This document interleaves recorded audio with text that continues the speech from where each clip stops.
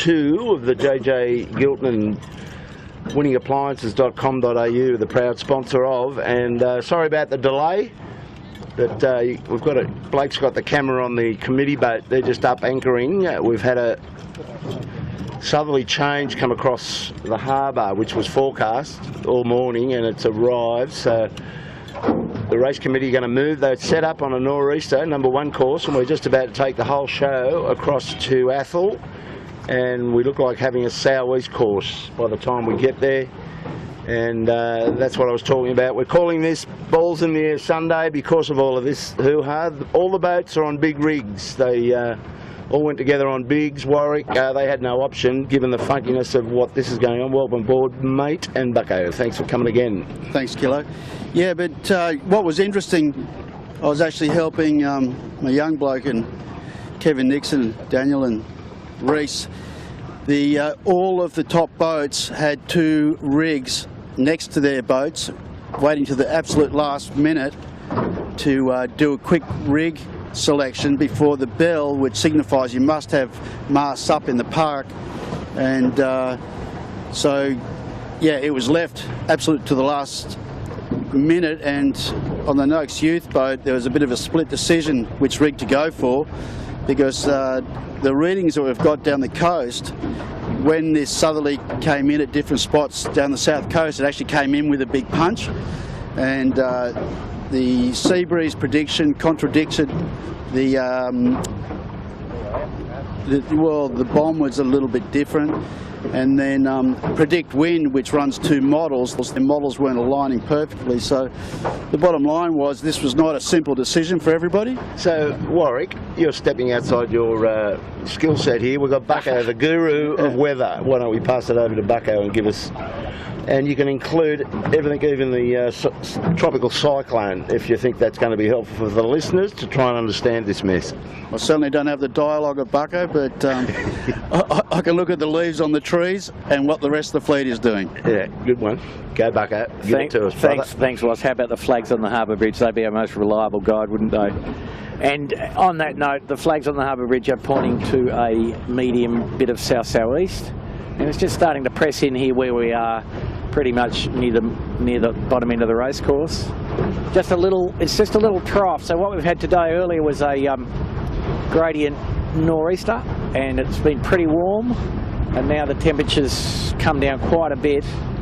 And typically what happens with these is there's a bit of punch in the front while the difference in the air temperature on the 2 sides of the front get evened out, and that only usually lasts about 20 minutes.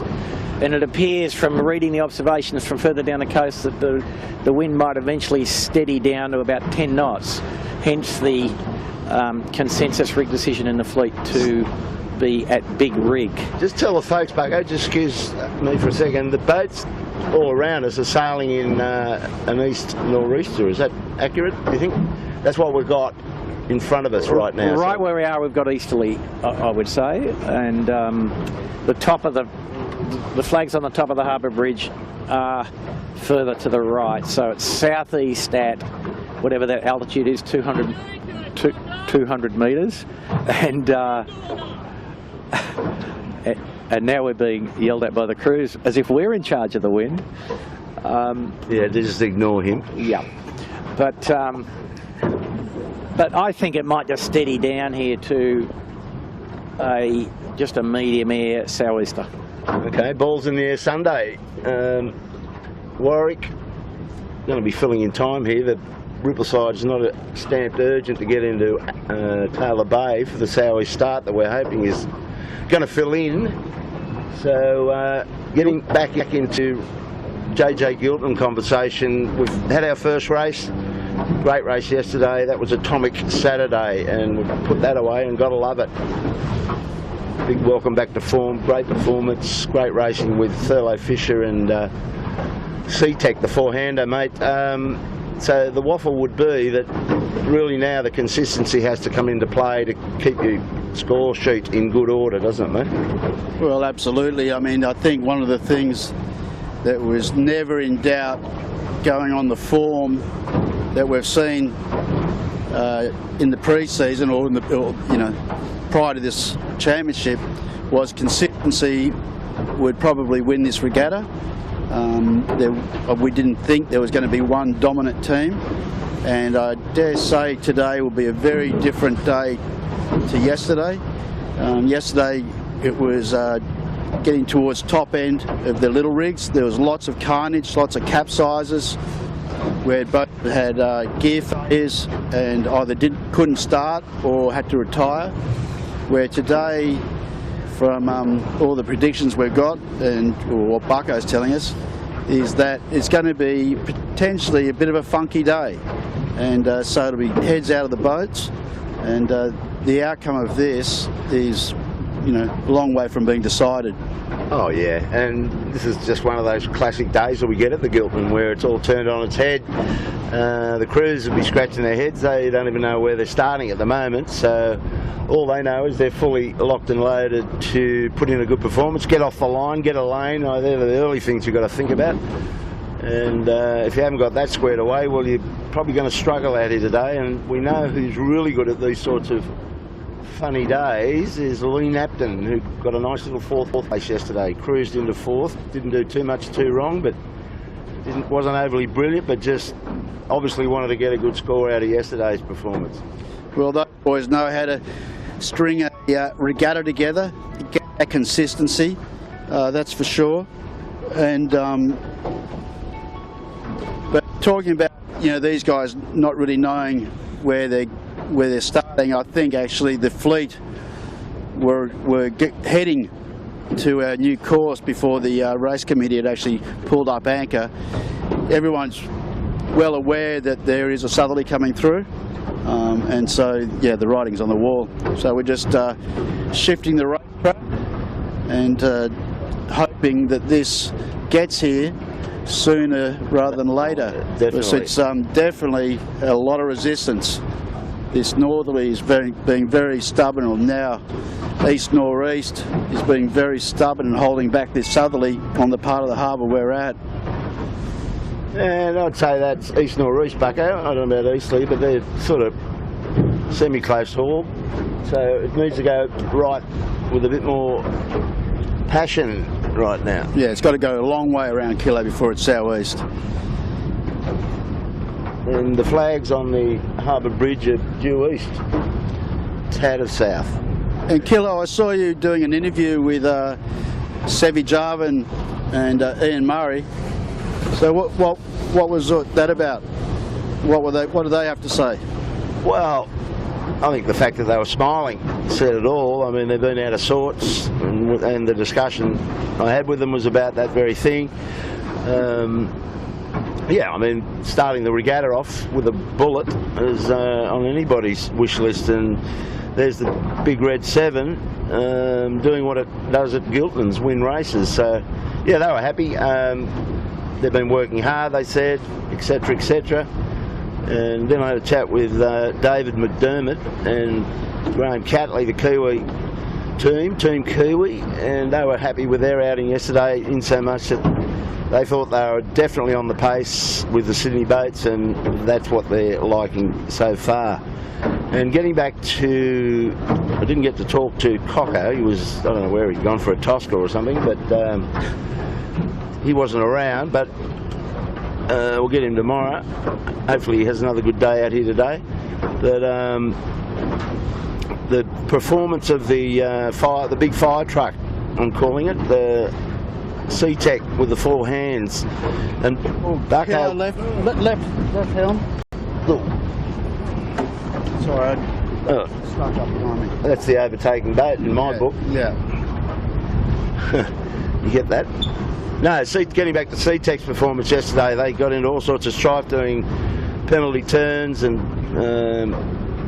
doing all sorts of slowdown tricks, but the boat was pretty impressive to watch, particularly uphill. And if this breeze cranks in a bit, they're all on big C-Tech, could be an interesting piece of equipment out here today. So let's get into our pick the podiums. Warwick, whose first go is it today? Yours. Yeah, Warwick's I think it's my turn. And just to remind everybody, we're not allowed to pick another person's boat, so they all have to be different. we're taking turns at the first pick. So my first pick today is Smeg, Noakes Youth and Yamaha. Now Bucko is next in line, so I'll put them to him for his picks.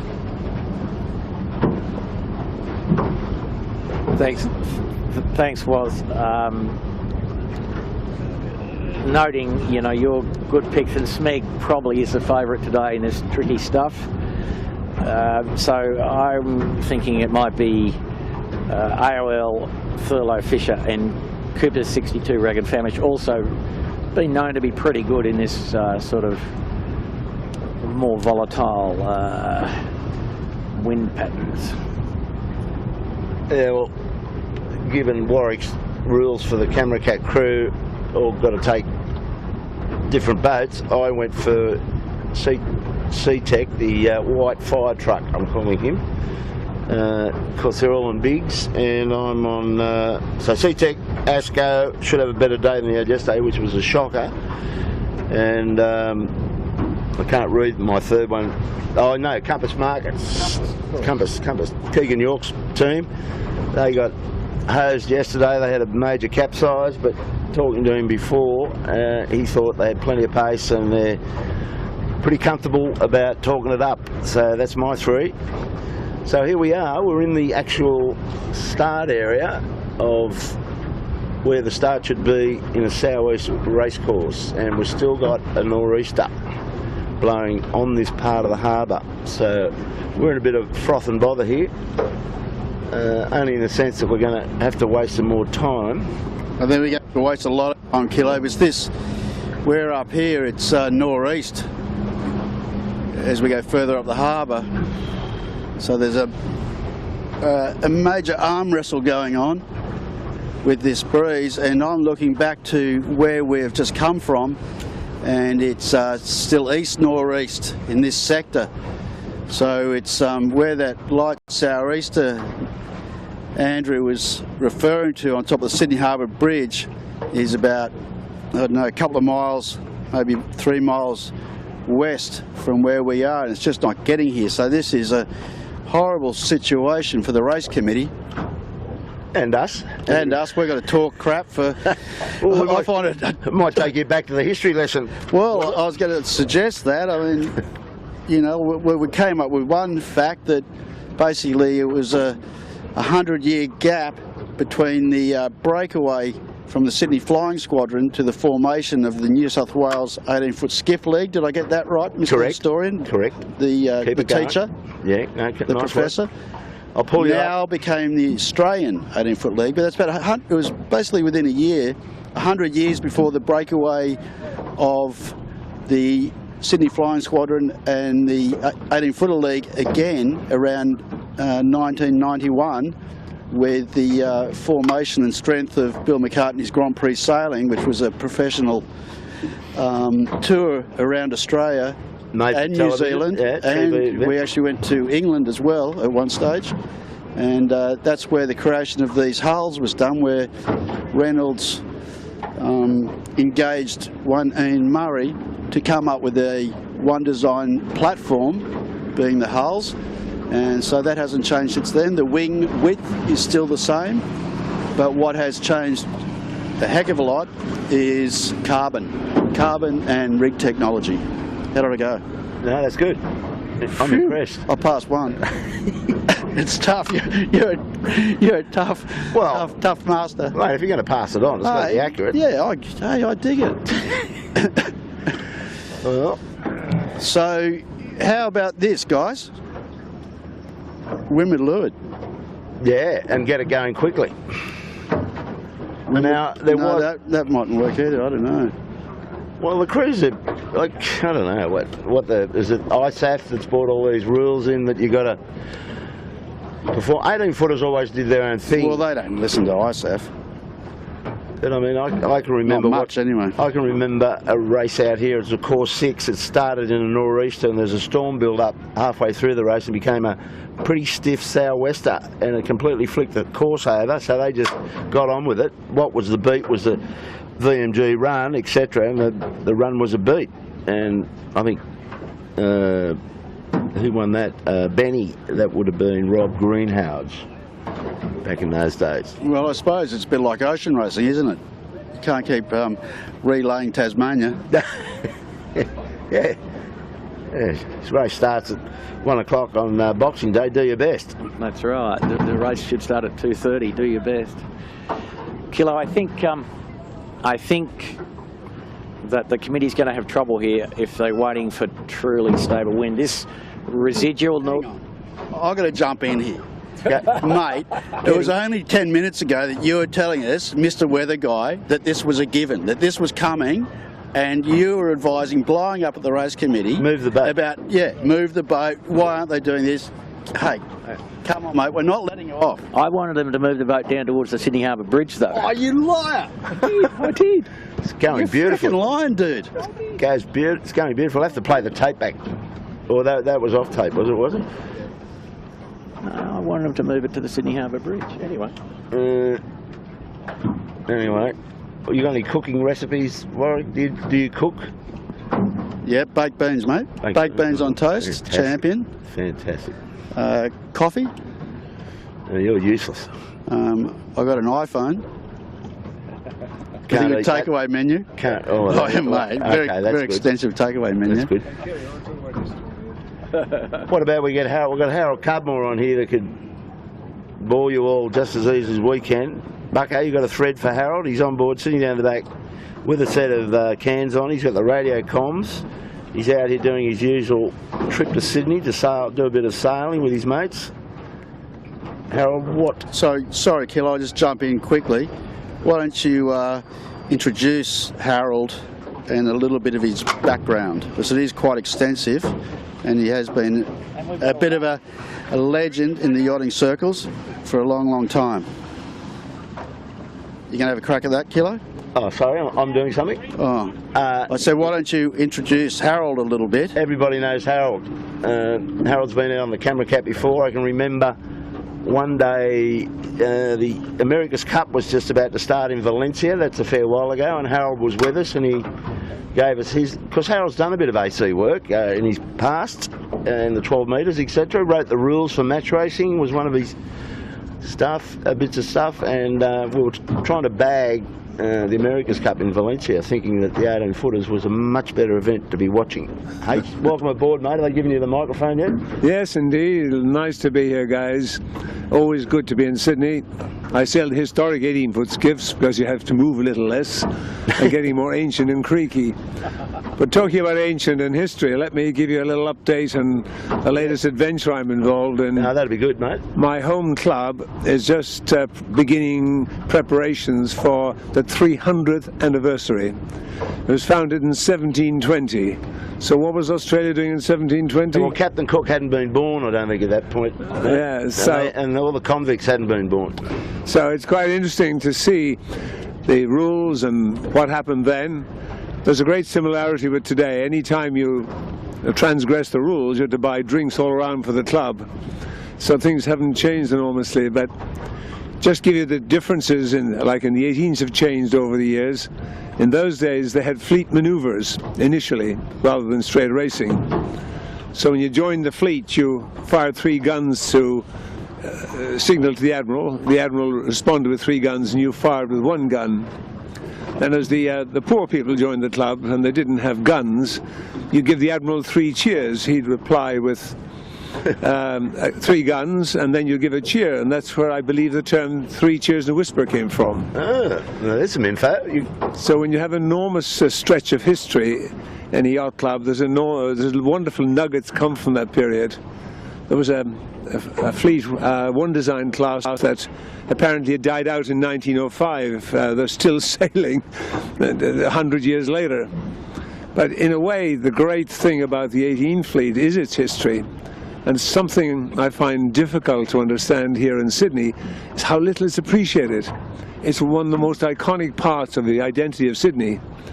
if in the morning the bridge and the Opera House disappear, the only thing left would be the Sydney 18s and the fleet racing from that era. Yeah, because they were the main game prior to the bridge being built. The ferry masters or the ferry operators, as you know, a lot of the spectating was done on board those big steam ferries, and all the punting was going. A very colourful period, and you've read about it, and you keep reminding us of it. But see, convict mentality takes a while to wash it off, mate.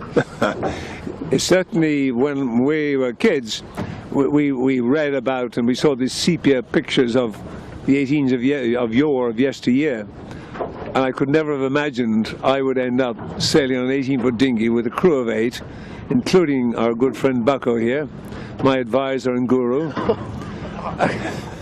Now, please don't all laugh. Well, I'll share with you, H. Bucko sails on the Yendies from time to time, and I'm usually on the helm of the thing. And Bucko he's got plenty of information, and it's coming at no expense and a great pace, and a lot of it's good. But I've got to the stage where 50% is accurate, and 50% I let go straight through to the keeper. And at that rate, everything works out fine, Bucko. I think I've told you that before, haven't I? Or you've probably heard it second or third hand. The lovely thing is, Kilo, he can't get a reply because he can't get his hands on a mic, so we can keep throwing balls at him. I think it's all a good thing to do. Warwick, you can have a go at him now. Yeah, I was just going to suggest maybe you should want balls in the air Sunday. Maybe it should be trash Bucko Sunday, I don't know. But I just want to ask Harold one thing. There was a big fire in Cowes recently, and I was talking to a mate of mine that's got an Etchell there, David Lowy, and he said that not only the Etchell fleet was basically wiped out, but I read there was another historic One Design fleet where they lost a lot of their heritage in that fire.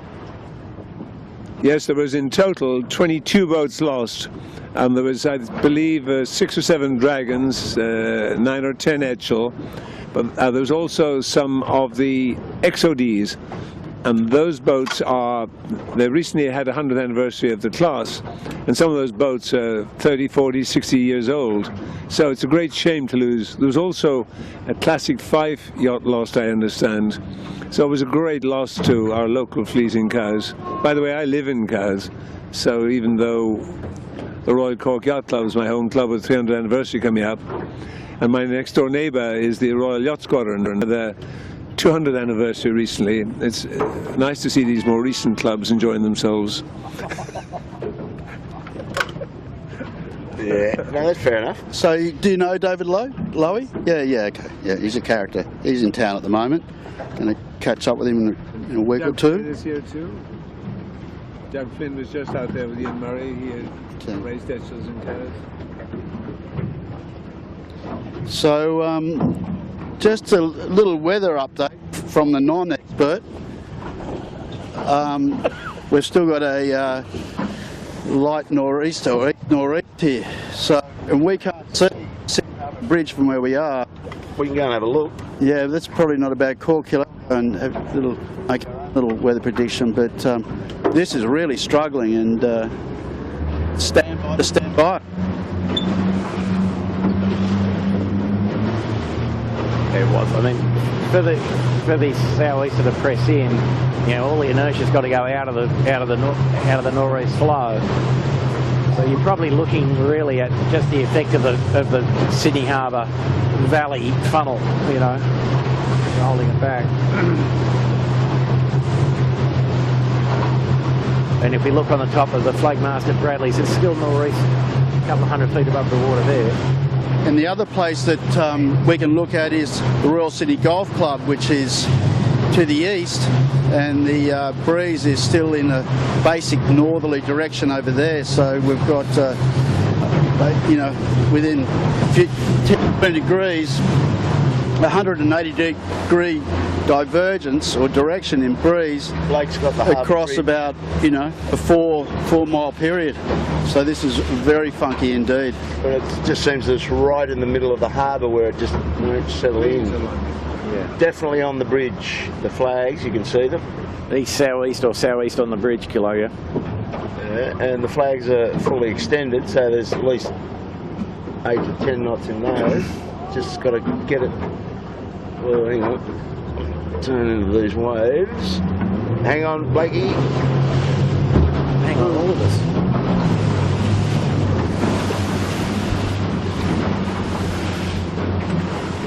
So Kilo, maybe he would be well advised to go to course 6 and just keep moving the mark, yeah?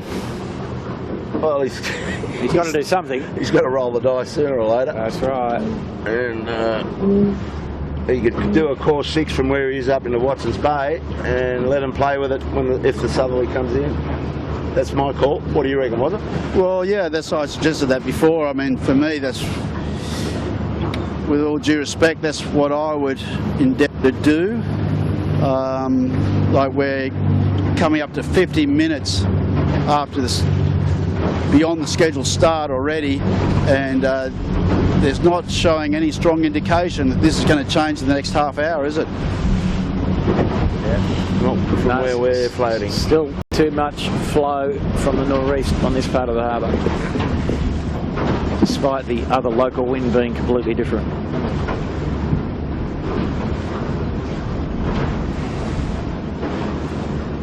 Come round to your right a bit, bloke, to pick up a nice powerboat.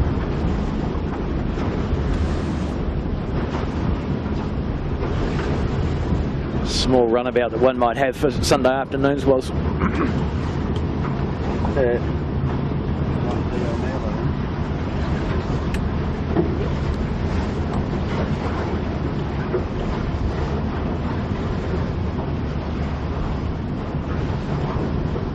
Keeps on your right, you blake, on that hard to the right.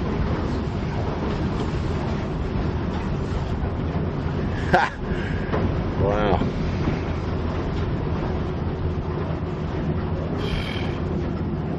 We could go up to Ripples in Chowder Bay and get at the restaurant up there for half an hour and eat some oysters. We're going to come around to your right again, Blake. There's a powerboat there with one guy in it. We'll shoot on that. And Blake's just picked up, or he's just getting covered now, but one Mike Fletcher, Australian Olympic coach, been involved in many a medal in the tornado class. Out here working with Sean Langman.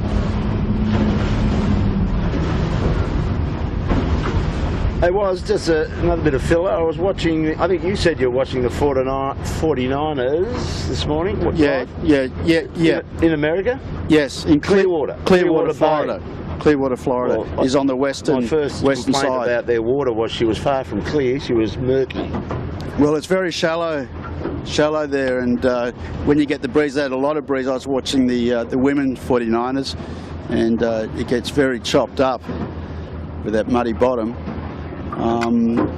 But they've had a lot of carnage over there with masts. They've broken something like 30 49er masts. Nice in the mud. And I was reading something where one of the athletes was complaining, saying, you know, it's embarrassing, you know, we've got beach balls on top of our mast like a off-the-beach Hobart.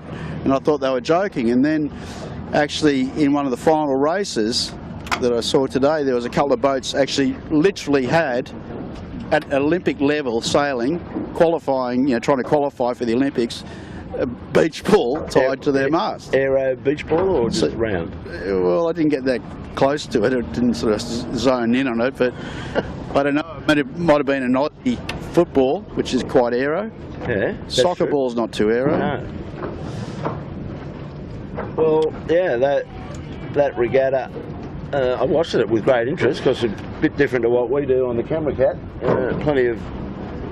Plenty of production values in that show. It'd be nice if we could get to that stage, but won't be seeing that in our lifetime anytime soon. Yeah, no, they've got the SAP Analytics. Marcus Bauer, who was a German Olympic representative in the 49ers, runs that part of it, and very smart, switched on guy.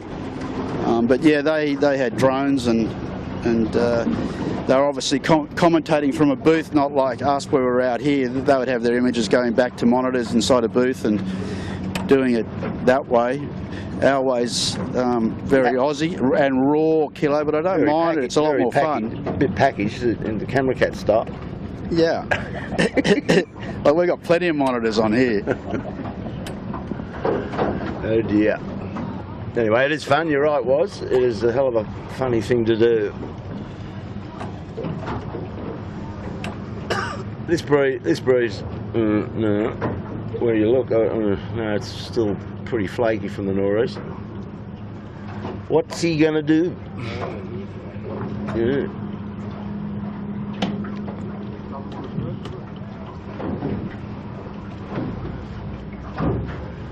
So you might want to start a barbecue. Well, the thing is that's interesting for me. There's enough pressure to run a race. Yes, for sure.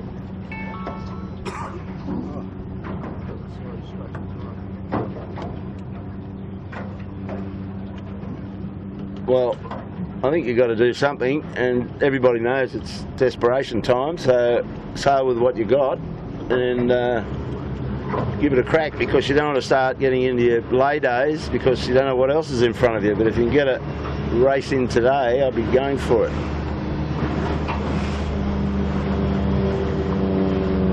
And it'd be more fun to watch the southerly come into it anyway. There's bound to be some action then, if it got it.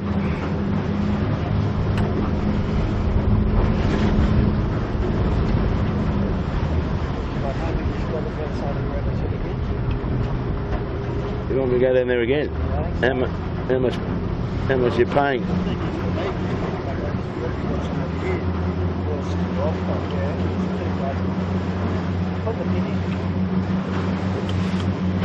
He's pulled the pin.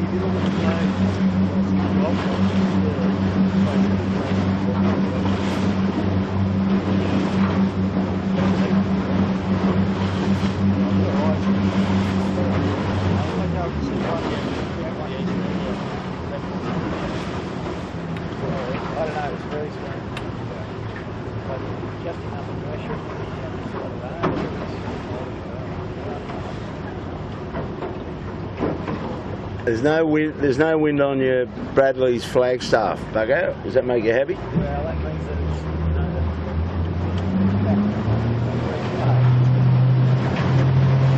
Ooh. Just looking at Kitchen Maker on our bow. He's just said he's mayonnaised with a little something or other.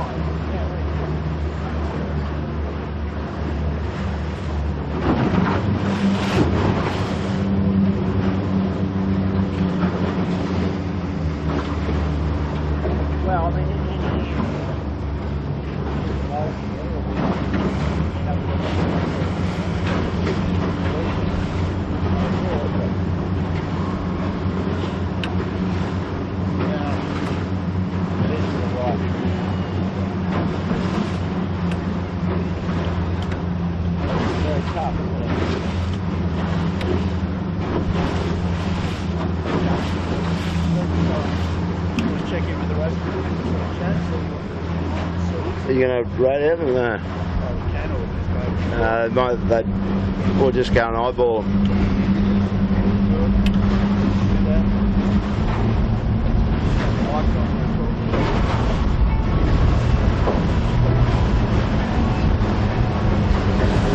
So we're just going to head over to the race committee. We do have VHF. We thought with the lack of nothing else to do, we thought we'll cruise on over to the race committee boat and have a little chat to them, see what their mindset is and what they view as their options. Maybe how long they'll look at this. Is it a consideration to abandon today's racing and on one of the late being Monday or Friday?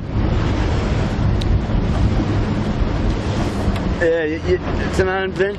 unenviable position to be in, isn't it? I mean, Well, very tough, Kilo. And the thing is, given that this is, important. yeah, if you come around to the right a bit, Blake, too, you'll see the big John Cadman ferry is heading into a full wall of 18-foot skiffs and a sailing boat, and I don't know how they're going to, little gap opening up, but this is a dodgy Dodge City. Well, in a bit of a hurry, don't you? Yeah, like I don't know what boat that is, but like the British boat, it's just sort of like a bit like a rabbit in the spotlight. Oh no, it's a coffee cruise. So they've got a schedule, Yeah. mate. They're right on the money. Yeah, they've got to get rid of those punters and get the next lot on. That's it.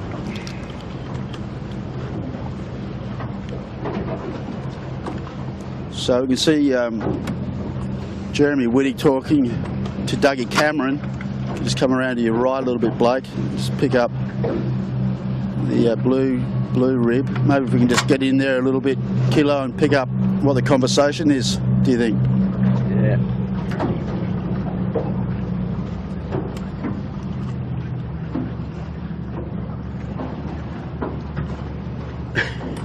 Gee whiz. Are you picking up what they're saying, Kilo? No, I'm not good at lip reading, but they're animated.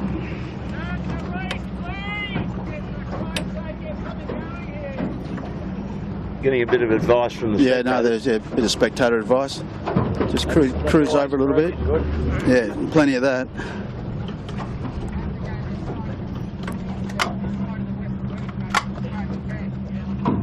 From what I'm reading on that body language, Kilo, I think Windward they're looking at a course 6 windward leeward, Yeah. which is what we were discussing. It's going to stay in this little vein of northerly. Yeah.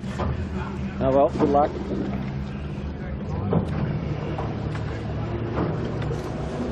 And it's pretty minced up there as well. Oh, mate, it's getting very I sick don't up think it there. really matters where you put the weather mark. It's getting sick.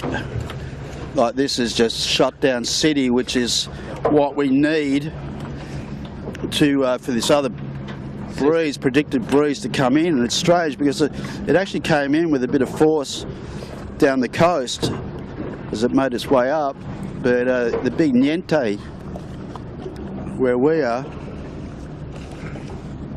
I mean, just too much inertia in the leftover flow. And perhaps a bit much heat in the Sydney Basin here as well. warmed up again. Yeah, it's warmed up again, and so it's having trouble getting stuck down. But this is even though it looks bad, there's no wind now here, and there's no wind in Rose Bay to speak of. Means that in all probability it might be able to press through now. And, you know, just what you're saying there too, it's shutting down that option of a windward leeward, so we're in for a long wait, I would dare say. This ain't going to happen in a hurry.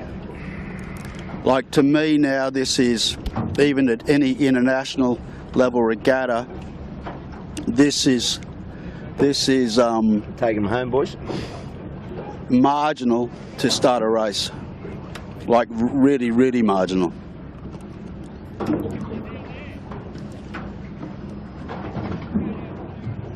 Well, that's a shame. It was showing so much promise, wasn't it?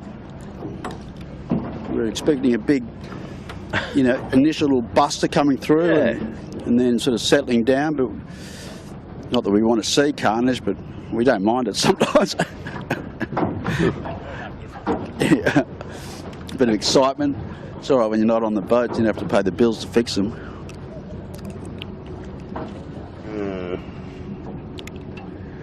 You have to have a pretty good imagination to sort that out right now. And we've waited this long, I don't know, give it another half an hour max. And if you pick up the rib with the 7 flag on it, Blake, got Ian Murray, America's Cup legend, Olympian in the Stars, campaign manager of the 7, and with his back to us in the chair behind is Saul Stein, executive producer for 7, who's a keen sailor. We sailed together in 12-foot skiffs as a kid, as kids. So he's out here having a look at his team. Clinton Evans in the bow, who does the maintenance on that boat. Bucko, you've seen a little sneeze, a breeze. Gotta love it, she's picked it up. And the guest for the day is, Harold's telling me, is Doug Flynn. So I might hand it to Harold to give us a bit of a bio on him.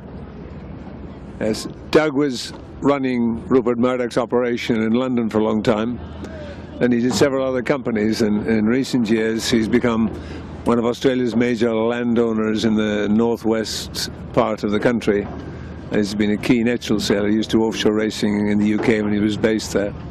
Nice to see him here. We see him occasionally in cows racing still.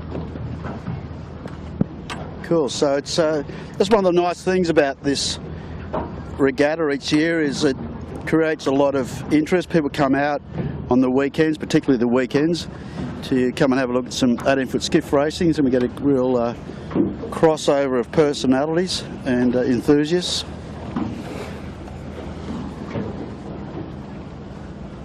So we can see the race committee boat is underway again.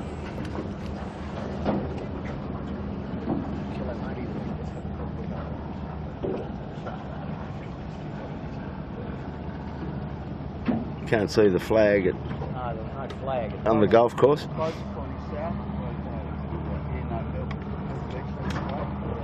Oh, it's helpful. So just to let you know, up in Rose Bay, off our bow, about 1.5 nautical miles, not our bow now, but in Hermit Bay, the boats on anchor are pointing south, sorry. So that's encouraging, and Bucko just pointing out another sailing boat to our right now has got a bit of east-southeast. So this shutdown is letting this happen. So that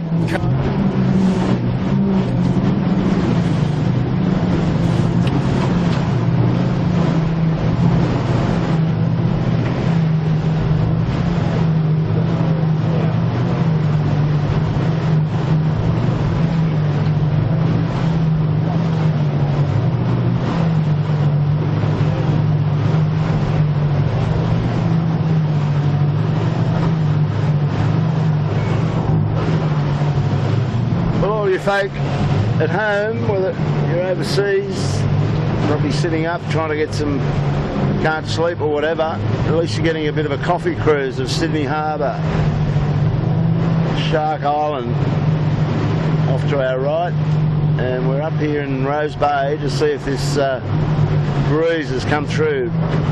Bucko was very interested, not a bad idea, and you can feel it, I think, can't you, Bucko? We'll shut it down.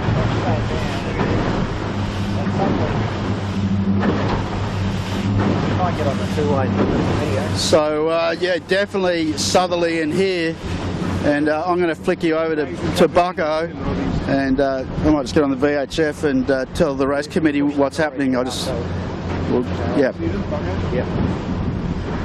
Okay, this is getting exciting. Breeze, the new breeze. Yeah.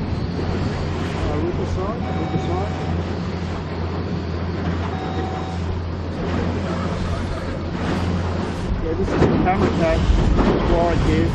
We've just come up into Rose Bay at Shark Island, and it's already got to about 8 to 10 knots southeast of here, so it's coming through. 8 to 10 knots southeast of Shark. One of those days where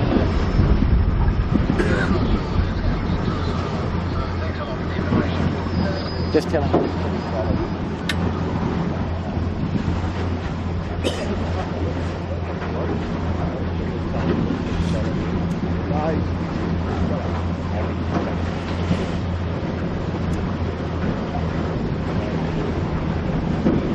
Okay, the signs are good. Southeast, we're good.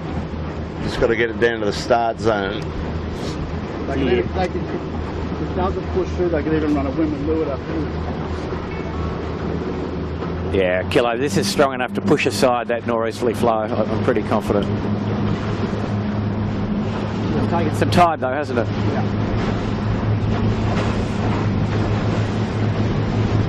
So Kilo, why don't we just advance downwind with it on the front edge as a guide to how quickly it's going to get to the bottom.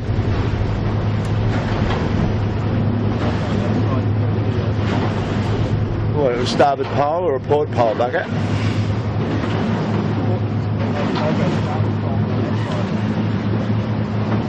Shouldn't matter what.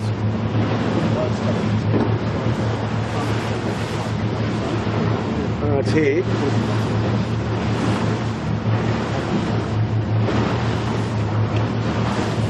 Well, the 18s have got it now. They just got their bows down into it. You can see it's down at the fleet now. So, time to get a race away.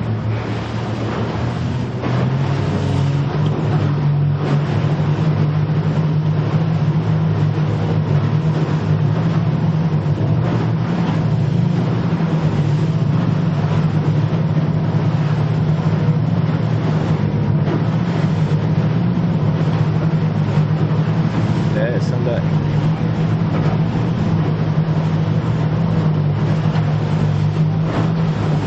There's Billy Loader's little yacht all powered up there.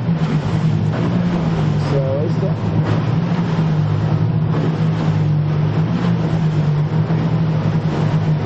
The A15 in the new pressure.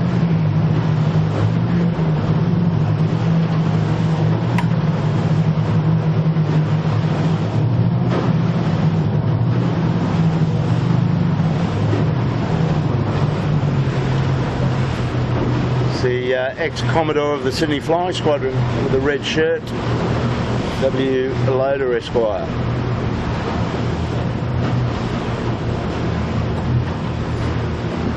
Stand by.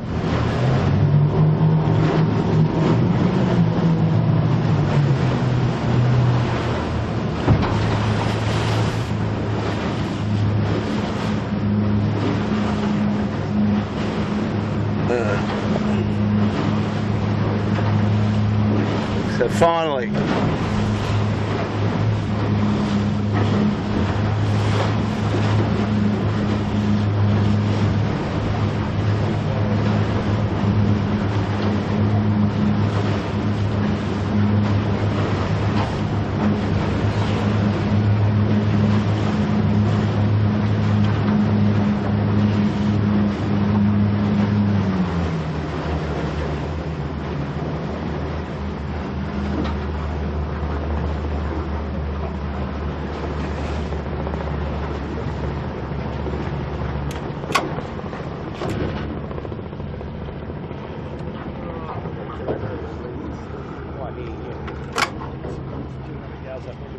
yeah. So I can see technical command of Shark Island. I'll go back up later.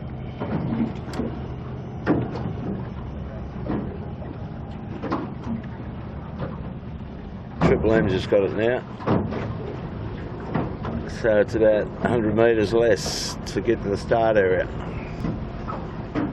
Now where's our race committee? Where are they positioned? They're just lurking, are they?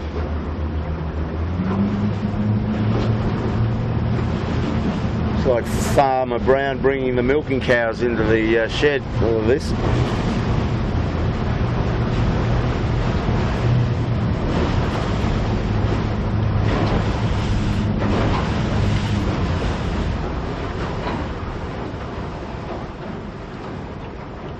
He's got his pin down, so he's in position. Hello.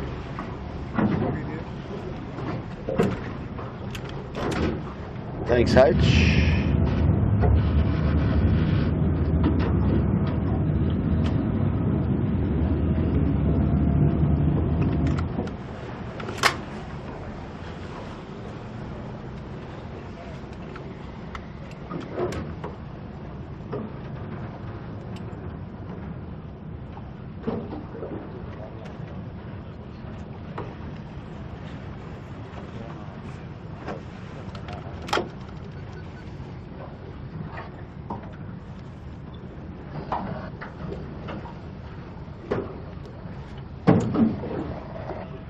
The yacht on Steel Point, it's got some pressure there.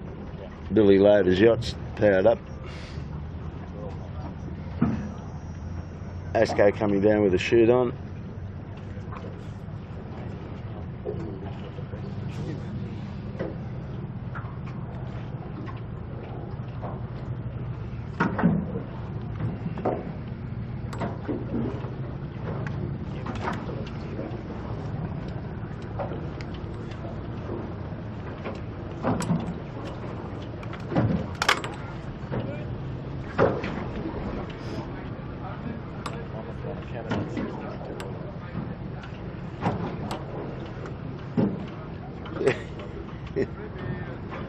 Really confused.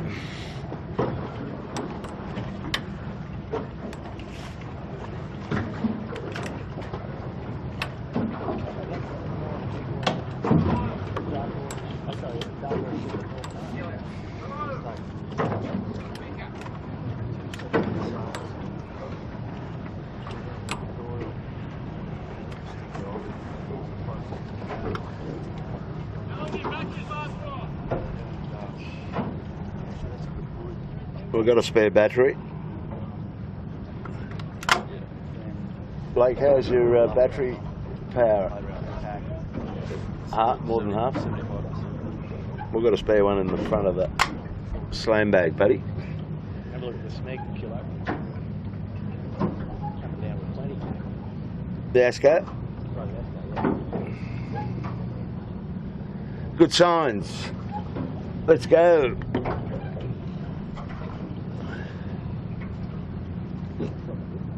So this is looking a little bit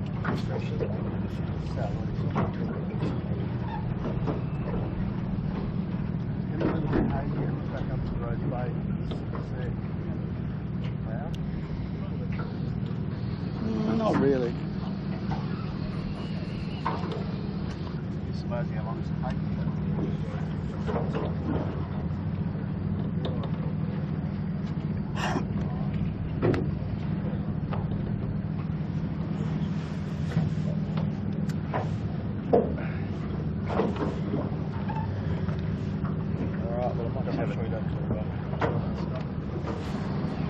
So just a little update. This sou'easter is making its way down to the starting area, but it hasn't progressed a long way north yet, but it's certainly filling in to the east and the south, so that's good news. So hopefully we won't be too far away from a start.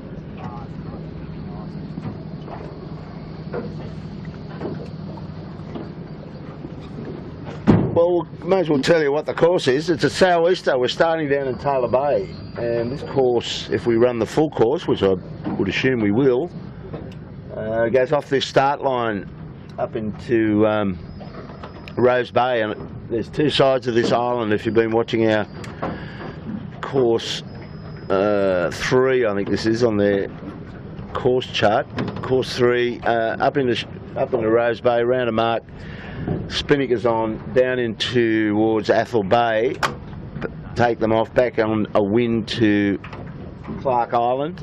Spinnakers on, down into Chowder Bay, and then on a wind back into Rose Bay, windward leeward part, then up and down into this area where we are, and then back up to Rose Bay, Spinnaker on down to Athol, and then it's a mad rush to the finish, and that'll wrap it up. So basically it's figure 8, right? Figure 8. Yes, Then a windward leeward, that's right. and then figure 8 again, basically. Well, if you wanted to go online to our YouTube channel, 18 Footers TV YouTube, there are the courses are on there, and you can look at them. Southeast course, you'll see the little buzzer will take you around the course. If you want to talk about where we're at in terms of placing who underperformed for whatever reason, just go through it. Yeah, for sure. Kilo said, got 11.7. Been out of sorts. Wrapped at the right time. Sorry, I muted. Just to repeat that, the placings from yesterday was Gotta Love It 7, hit their straps at the right time with a win. Thurlow Fisher, one of the favourites, Michael Coxon and his team, Dave O'Connor, Trent Barnabas. Trent's been doing the whole season this year with them, where last year he only did part-time. So they were second. C-Tech from New Zealand put in a good showing. Smeg, which we think is going to be one of the favourites, Lee Napton and his boys, just won the 16-foot Australian Championships. And the Australian 18-footers? And the Australian 18-footers. I think 6 times the winner of the 16s, and is looking to potentially make history to be the first guy to win the JJ Giltinan and the Australian 16-foot skiff championships in the same year. Then David Witt, Appliances Online, was going really well, broke a tiller extension. No, just came unbolted. Yeah, or did it? Did it really? Fell off unbolted. the tack, yeah, and he lost it overboard. Ian Murray brought it back to the dock. That's not good for a professional gaffer tape maintenance man and manager and sailor. I bet he's got some tape on it today. Then, so they finished 5th despite sailing the last third of the race with one tiller extension. Then Cooper's Rag and Famish, Jack McCartney, 7th Yamaha from New Zealand. Both swimmers yesterday. Peroni, swimmer, put in a good top 10. Then ever consistent, John Winning Senior in Yandu was 9th, and then 10th was Keegan York on Compass Global Markets. But there is a bit of, I haven't seen anything official, but maybe a protest going in against C-Tech. Correct. Didn't complete his penalty turn when he fouled the longie up the beat yesterday. It's on the vision. So that would hurt. Big time. Bagging a third, and he could have done another turn and got a third, the way things panned out yesterday. Yeah. I fancy him today. He's my first pick in this freshening conditions. They're all in bigs. He's got the 300 kilo counterweight working for him. And so this breezes kick, Warwick. Just have a quick look. What do you reckon? No, it's definitely 12 knots, I'd say. 10 to 12. And 3 non-starters yesterday, both Noakes boats. Noakes Youth had a forestay failure before the start. Noakes Sailing had a wing failure from an incident earlier on with a mishap in the rigging area. And Lumix, who we thought would be a bit of an underdog for this regatta, Daniel Phillips, winning the race just before this regatta and jumping in, had a major, I'm saying absolutely major shunt with a powerboat, both going at full noise, and that boat is possibly destroyed. And there was 2 people on the powerboat went to hospital with quite a bit of claret on their clothing. So hopefully they're okay. Absolutely, our thoughts go out to those people. And then the non-finishers was ASCO Appliances, Knight Frank, Chameleon Recruitment Software, Fine Line Ropes, and LED, which is low energy design. Well, Woz, let's talk about discards. There's quite a few boats there. ASCO was one of them. Your Noakes boats are both carrying their discard already. What other boats that are notable there? Well, none others really. Oh, Knight Frank, I shouldn't say that. The others I'm not across. I don't see Triple M as a non-finisher, Bucko. Lumix. Well, they're out altogether. They will not start in any more racing. Exactly. Their boat is total. Their regatta's over. Sorry, I wasn't saying they were in the tide. Just that the Triple M, who have reasonable aspirations to be near the front, finished 19th yesterday, which they will definitely wish to discard. Well, while you're on that, I think anybody that's going to think they're going to pay him at the end of hostilities next Sunday, a week away, what would you want to? You'd want to be no worse than 6th or 7th would be my aim, wouldn't you? You wouldn't want to be outside 7 because there's a lot of good boats that are going to be taking some good points out of this. Yeah, I would shorten it up even. I would say you can't you must be in the top 6 every race. Yeah. Would be the minimum. Yeah. So on that basis, there's 6 boats left. You know, got to love it. Thurlow, SeaTech, Smeg, Appliances Online, and Cooper 62. And I think SeaTech will probably get chucked out or at least penalised. And Yamaha also, I think, probably can say that they have done enough to retain a potential podium threat. Okay. Now, I think this breeze is pretty solid in direction, and whether or not it increases remains to be seen. Wouldn't mind thinking it's going to come a bit fresher. Bucko, you're the weather guru. No, I mean, you see what's happened here. There's no thermal misalignment, so that you know, that's what makes it strong. So what we've really got is a little bit of thermal on top of you know, the gradient, and the gradient according to the bomb model might only be sort of 8 to 12. So what we've got now is probably, there might be a bit of 14 maybe at the top here was kilo. So I expect that what we've seen right now is probably the strongest wind that we'll see this evening. So it should be comfortable enough for all the big rigs. Correct. Is what you're saying. Okay. Correct. Kilo, just on my, but we've been running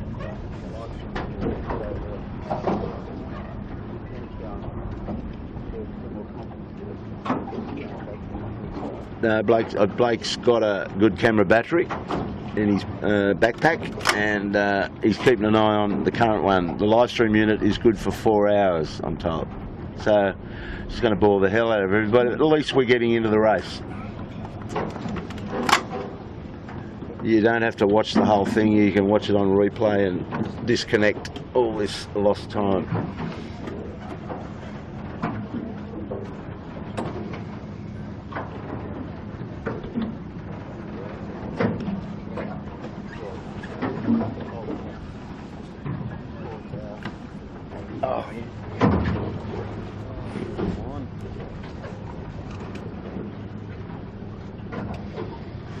So it was, just looking at this, I'm not sure what the committee's waiting for now. What do you think?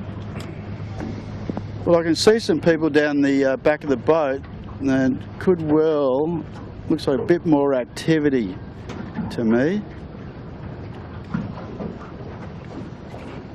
So maybe they're thinking about pulling the trigger on this. Well, they've got their course flag up, so we can confirm that it is a southeast course. Yeah, good call.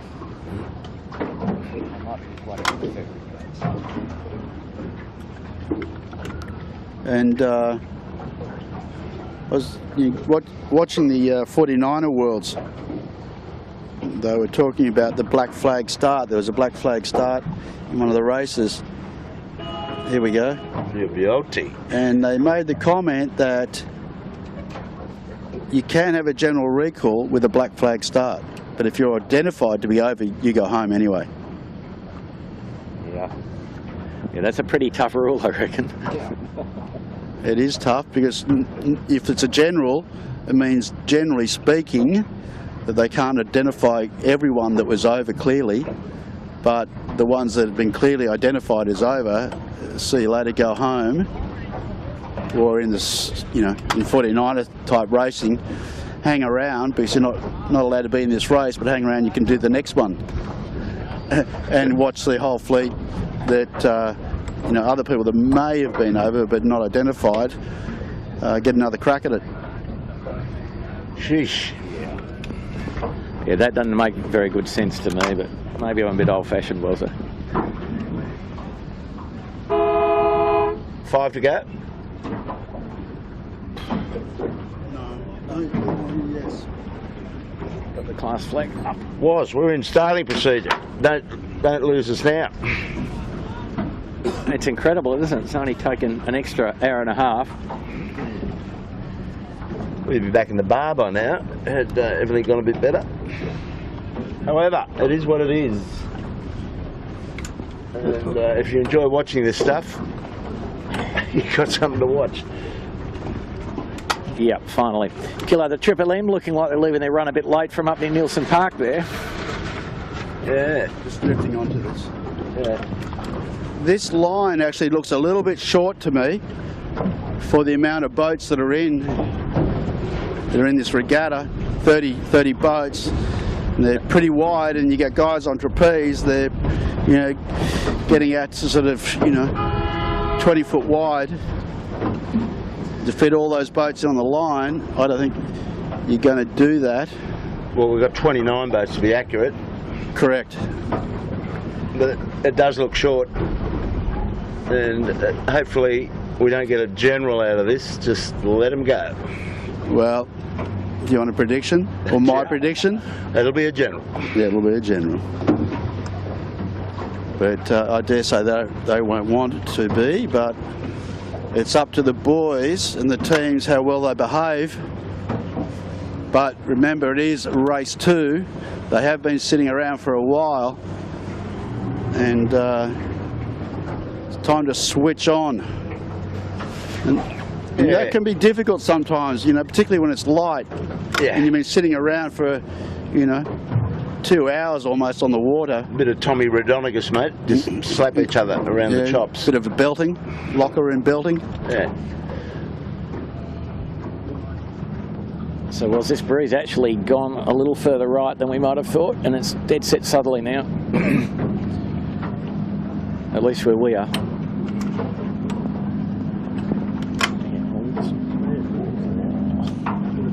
So there's a pile up on the boat you're talking about. I think the line's pretty good, Killer. Punched out a bit. Yeah. And if it was a bit longer, it'd be better. But the angle's pretty good. Oh, gotcha. Yeah.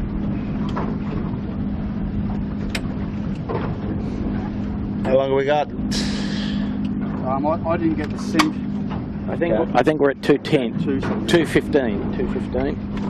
I'll sync it for the last minute. I've got to be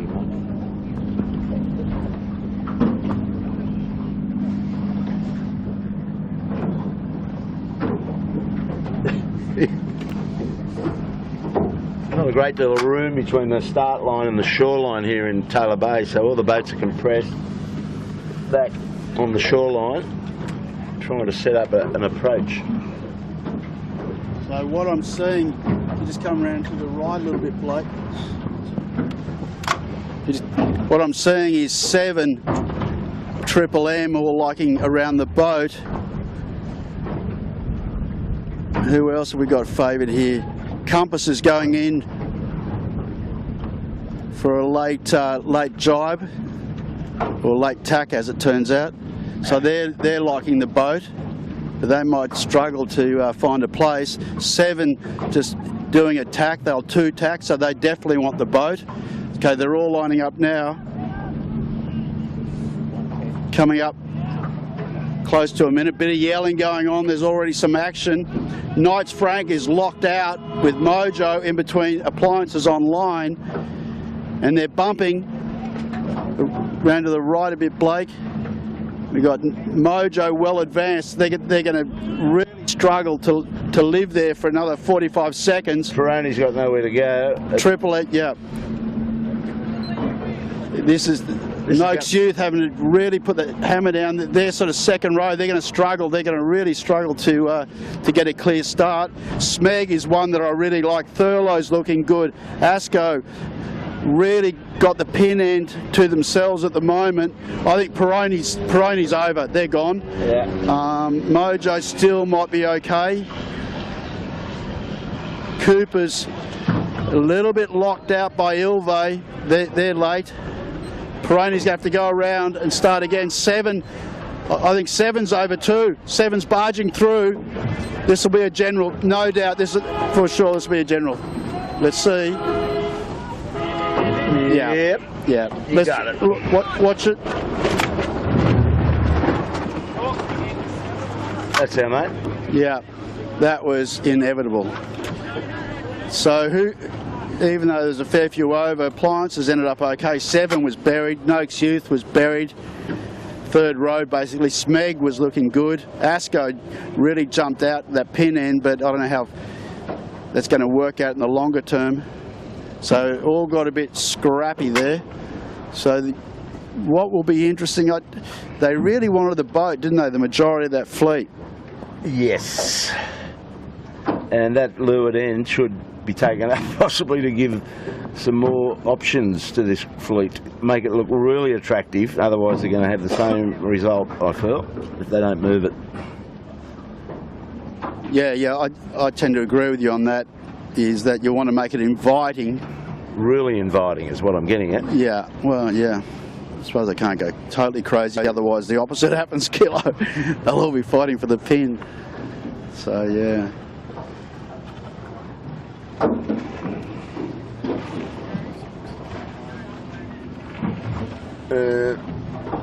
Bucko just asked me about the turn of the tide. I'm not sure. I'll have to check. Yeah. Still there, yes. Still there, probably, isn't it? Yeah, it must be still there. But we did see the wind lift off a bit there, in that, during that start sequence.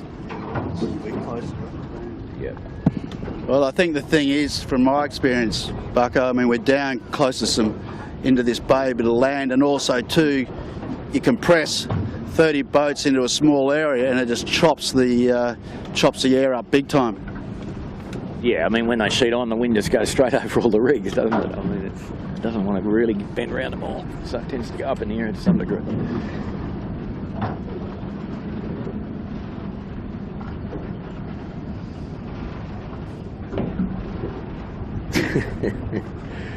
Oh dear. But, I mean, that was some fairly bad management from some of the crews there. The guys were over the line with 20 seconds to go at the windward end. So what sort of flags are you going to offer them this time? Do we go to the black, baby? Big bad black? Not yet.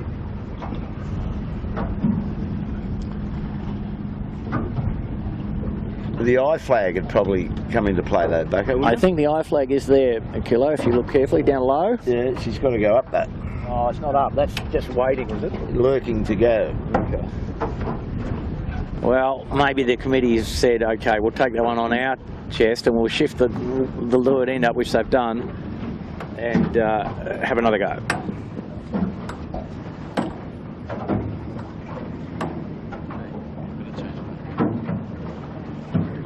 Right, I know what you need to do. Just you've got to get the battery. Michael, can you get the battery out of Blake's? So I just had a quick look. I didn't actually have the number data to scroll through the graph, but We're going to do a battery change, was just Copy. turn your mic off.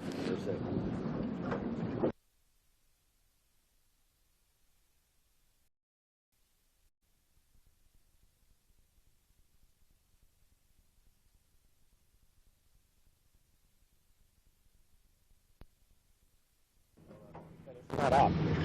Thank you, Blake. Big, quickest battery change ever, Warwick.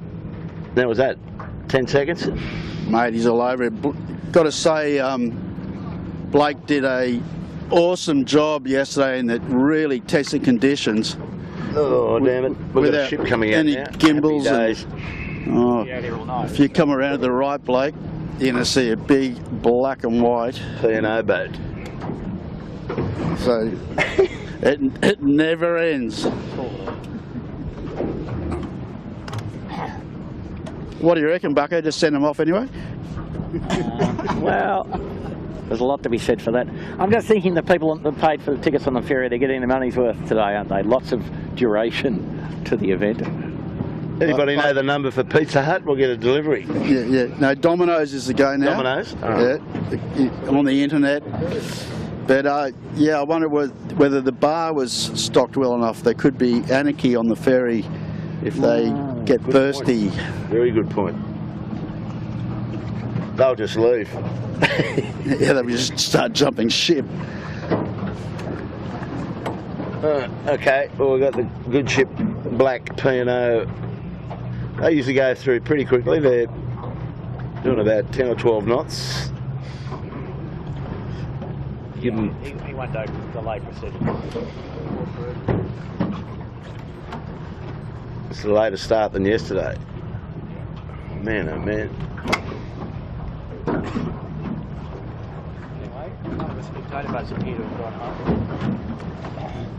Well, they've certainly got their afternoon on the harbour.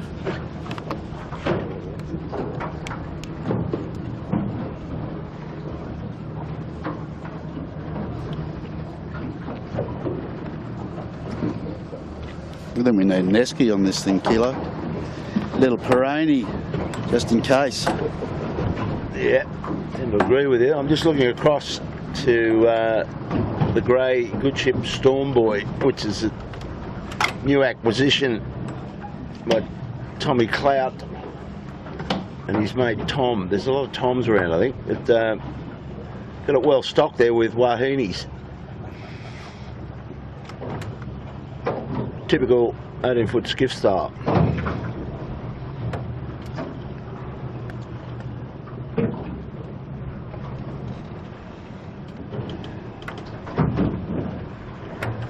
That'll be all the wives and girlfriends, I'd say, on board.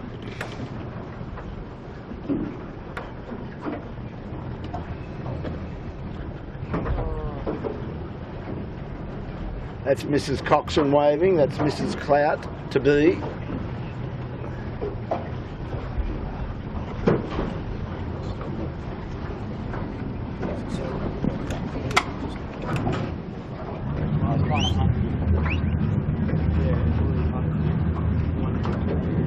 I guess that'll be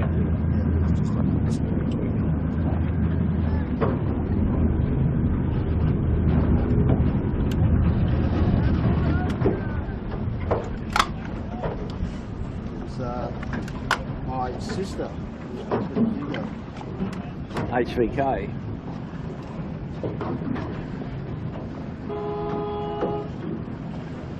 Well, here we go. We're going to get on with it.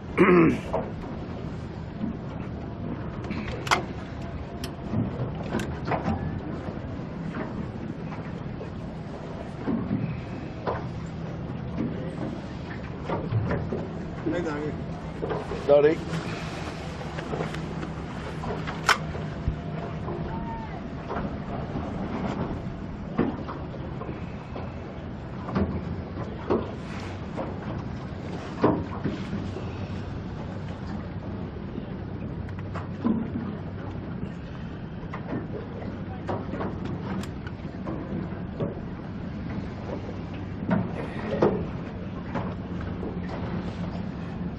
What's the saying? They say hurry up and wait is one of the lines for these occasions. That's right. No, we're standing by to stand by. Standing by to stand by. Is what we're doing here. But here we go. Glass flag up.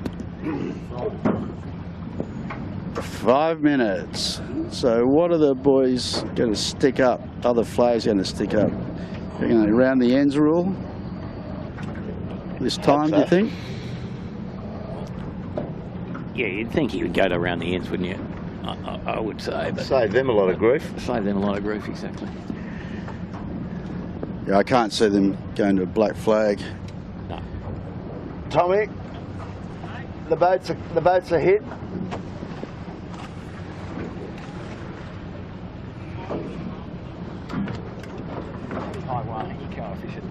Yeah, great bit of work. So I can see. I didn't pick it up, but do you think the pin's been changed, or we've had a little bit more of a shift to the right? I moved the pin. I moved the pin. Yeah. Ooh, black flag. Black flag. Black flag. Whoa, brutal. I wanted. The thing is, I don't know. You know, there's a good chance anyway that some of these guys won't pick up on that. If you wanted to camouflage the flag, which colour would you make it? You know, Black. Yeah. perhaps green or black.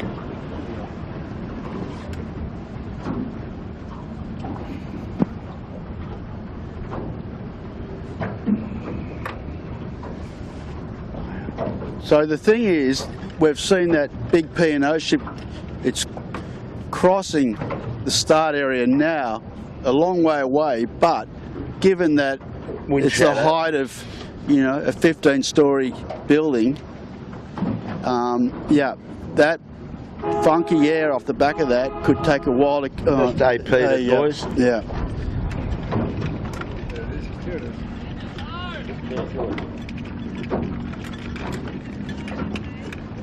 Yeah, that can really chop it up. Or it will chop it up. He's pulling the anchor up. What does that mean? Oh, okay. Geez, long afternoon. I think he's going to shift the committee vessel to the southwest, about 80 yards and away from the shore a bit. He's leaned back a little bit too far. And the thing is, they're actually quite restricted in some ways as to where they can start because of the channels. They've only got designated areas where they're allowed to be because of the shipping.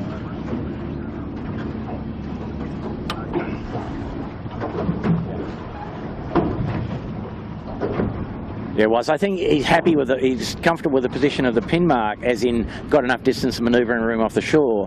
But a little bit more wind, and I think and it might be just some change in the current because the committee boat appeared to have leaned back too far by then. And he doesn't want to move the pin now. He wants to move the boat instead. So, and I think that the dirty air off the P&O ship's already gone past, to be frank. The breezes seem stable enough here. Bucko, I just hope the race committee have a good result for this race so that all of this fooling around, which is not their, they can't, it's not their problem, or it is their problem, they can't do anything about it with all the things we've been watching, waiting for wind and P&O boats and ferries and all manner of things, but I hope they get a great result today and everybody's happy. Would be good. Yeah, because 28 boats, 100 odd spectators, 1,000 odd spectators on the water, and everybody's been standing by to stand by for quite a long time now.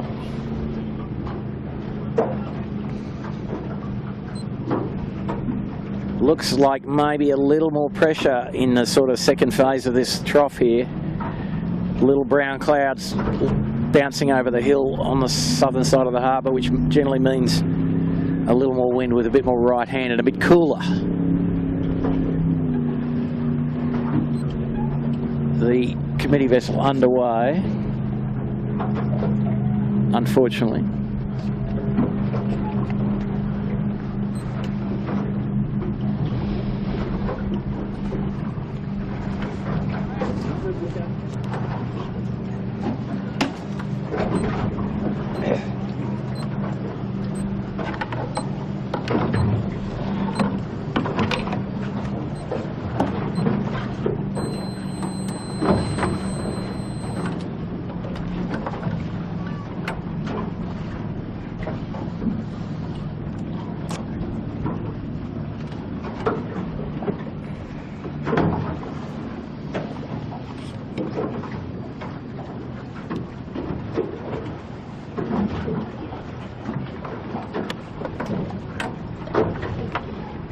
Did we have a watch captain designated on this boat today? Somebody must be due to go down for a sleep. We hadn't even talked about the watch system killer, let alone who was the watch I'm happy captain. to go down and have a snooze. Yeah.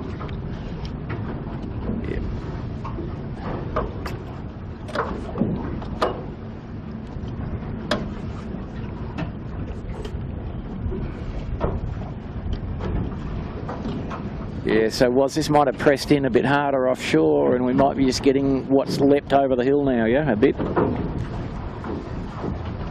Yeah, I'm actually struggling to get a bit of a read on it, Bucko. It's coming in it's not, like normally, we're used to it coming down in waves, so to speak, but it just seems to be super patchy and it just looks very kind of misty all the way up in Rose Bay. It's certainly, it's not going to be straightforward for these guys, that's absolutely for certain. And maybe they're going to need nav lights. Wow, it's only 10 to 5 Australian daylight time, not too bad. But now fairly cool air over fairly warm water, so it's not going to be all that stable, is it? Oh look, Kilo was bought some lunch for us all. Very nice of him. Oh, Half of my wrap. sly little thing.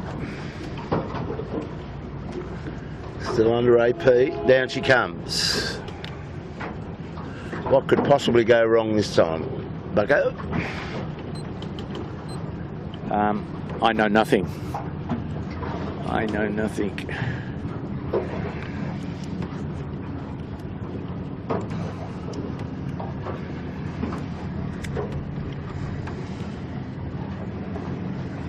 I'm not sure of the net effect of pulling the anchor up on the committee boat and putting it back down again. I know that. I was just thinking, it's made the line a bit shorter, hasn't it, Philly? There's going to be a few people going home. Early shower might be.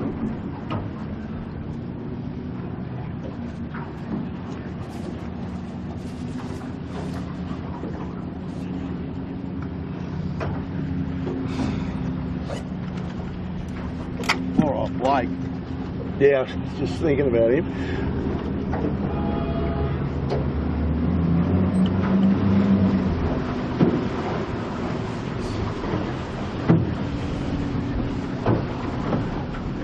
And got to give Blake game ball for yesterday, and I think he's going to get game ball again today, because he's been standing up. Wish I could grab his camera and show you what he has to go through, but he's holding his camera and shooting and having to brace himself inside a steel frame or aluminium frame, and it is not an easy job. This would be one of the hardest cameraman positions to go through, and have to do it for such a long length of time without a break. So game ball 2 days in a row for Blake. Absolutely. And I'm his new manager. If you want to hire Blake for some really seriously tough shoots, give me a call. I'll negotiate with you. Black flag.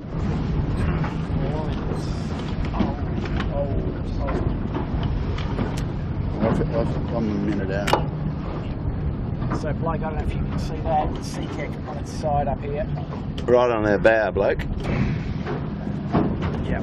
So the SeaTech had a lazy let's not get on the wing capsize, which is a bit unfortunate with inside 4 minutes to go, and maybe answer your question, Kilo, what could possibly go wrong? The boat on its side in the middle of the start line. Yeah. But I think they'll be exerting themselves to get it back up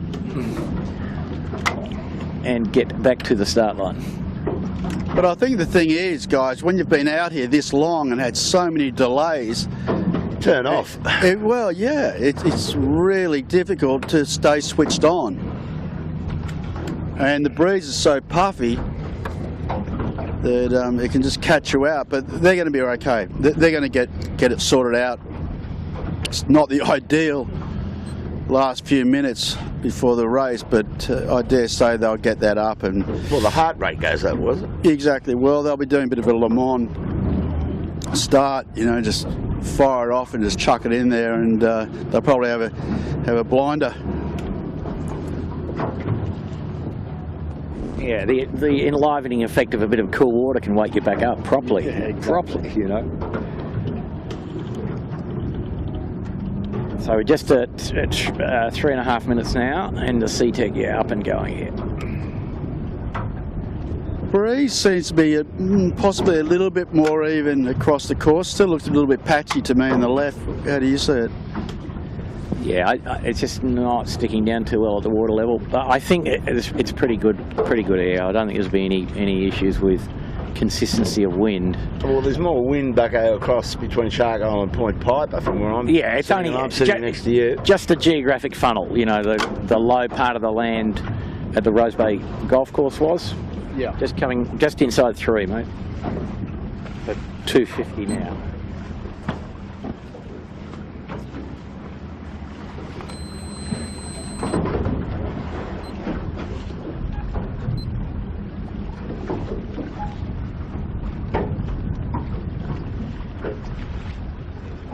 No excuse to be a bit suspect getting their bow into that early, wouldn't it?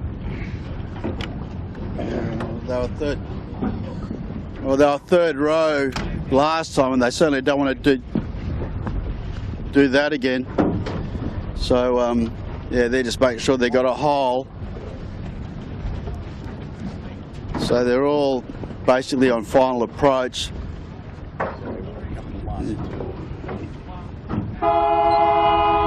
Okay, 1 minute to go.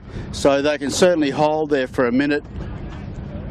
It's amazing. You watch the 49er guys, that they sit a boat length off the line, the whole fleet, with a minute to go. It's unbelievable the way they control it. Well, quickly, what's the significance of bringing the black flag down on a minute? Is that normal?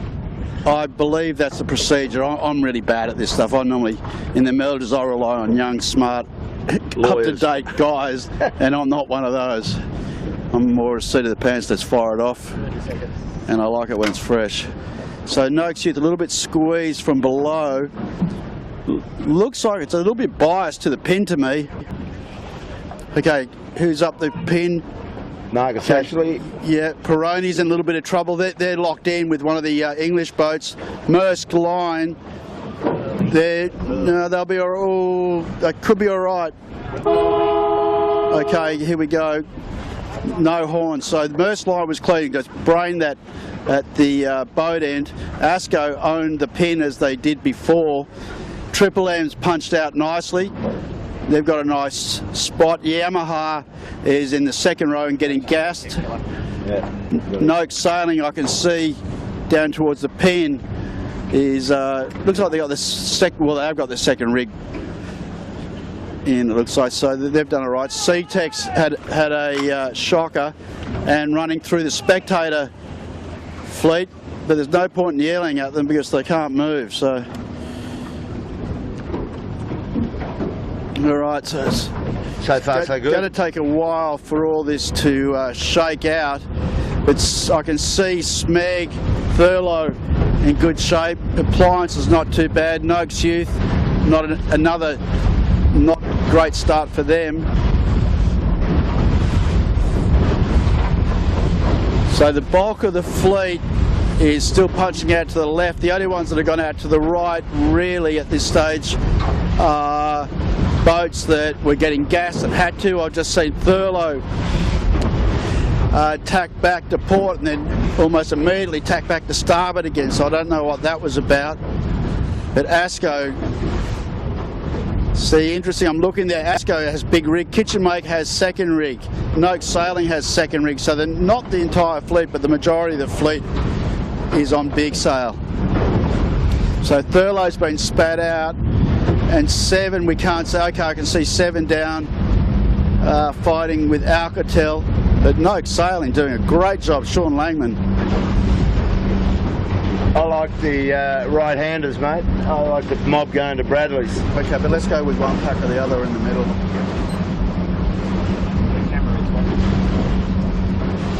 Okay, Blake's got the camera on the Bradley's head fleet. Gotcha. And they're bow down big time. Yeah. So this will be interesting, you know, we're looking like we're going to get that split between the boats that go around the south of Shark Island and the boats that go around, you know, the eastern side.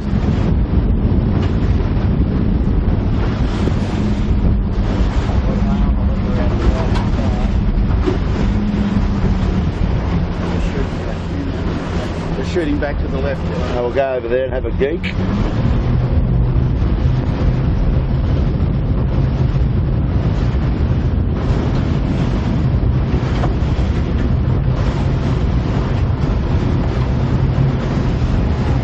Appliances online, David Witt. A lot of flutter in the leach of that jib and getting to the top end in those gusts, getting backwind to the mainsail. Noakes Sailing looking snug with their second rig. So this pressure's very up and down. Smeg coming out of the left-hand corner, looking quite handy.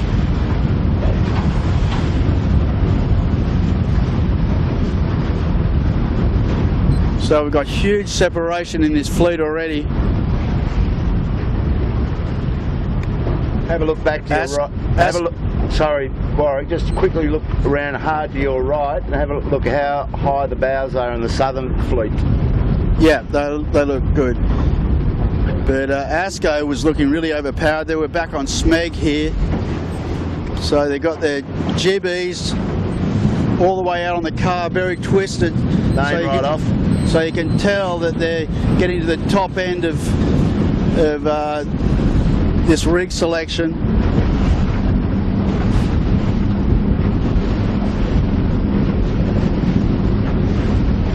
Okay, so they're going to cross the pack that's come out of the mid-right. being Yamaha, Noak Sailing, Aon. In good pressure, looking pretty much in control. I would dare say that they're the leaders of this race at the moment. Or the kitchen maker who's... Yeah, no, the Smeg's the leader, and it's just a little bit depending on how windy it gets here. We suspect this might be about maximum air. Not too far in front of Aon, and so they've done well. And Smeg looks as if they're going to continue on and go to the western side of the island. What does Smeg know? He's coming back. No, he's coming back. Okay.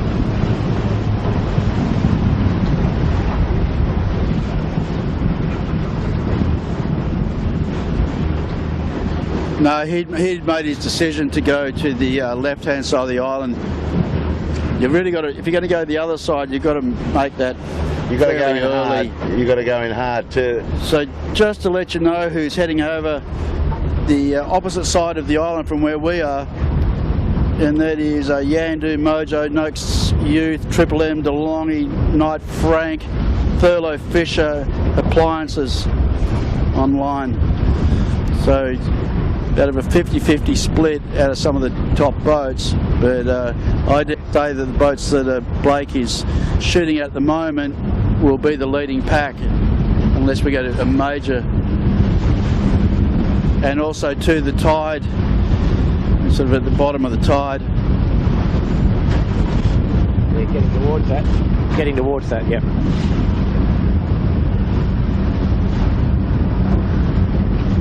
Kitchen maker looking very quick through the water with that second sail. The others are ragging their mainsails a little bit, so that's aero drag. Where the kitchen maker in this one is nice and tidy and going very quick. Lighter rig, less aero drag, looking very fast indeed. Just a matter of how long this pressure is going to last for at this intensity. Well, it's got the look to me, it's going to keep coming for a while. All that clouds coming into it, as Bucko was talking about. Which is interesting because all this happened hours after it was predicted, and when we looked at what happened as this southerly made its way up the coast, it came with a punch at the weather stations I looked at, but then didn't hang around too long and eased off. So it's going to be interesting whether something has changed as we're getting later in the day, and it's obviously a lot cooler as the day progresses. Yeah, the local thermal effects can be quite strong. You know, if it follows the pattern of the rest of the east coast here, this strong wind part might only last 20 minutes. So the first beat and perhaps the first run. But the model had in it for later this evening, it had sort of 3 hours later a little bit more wind.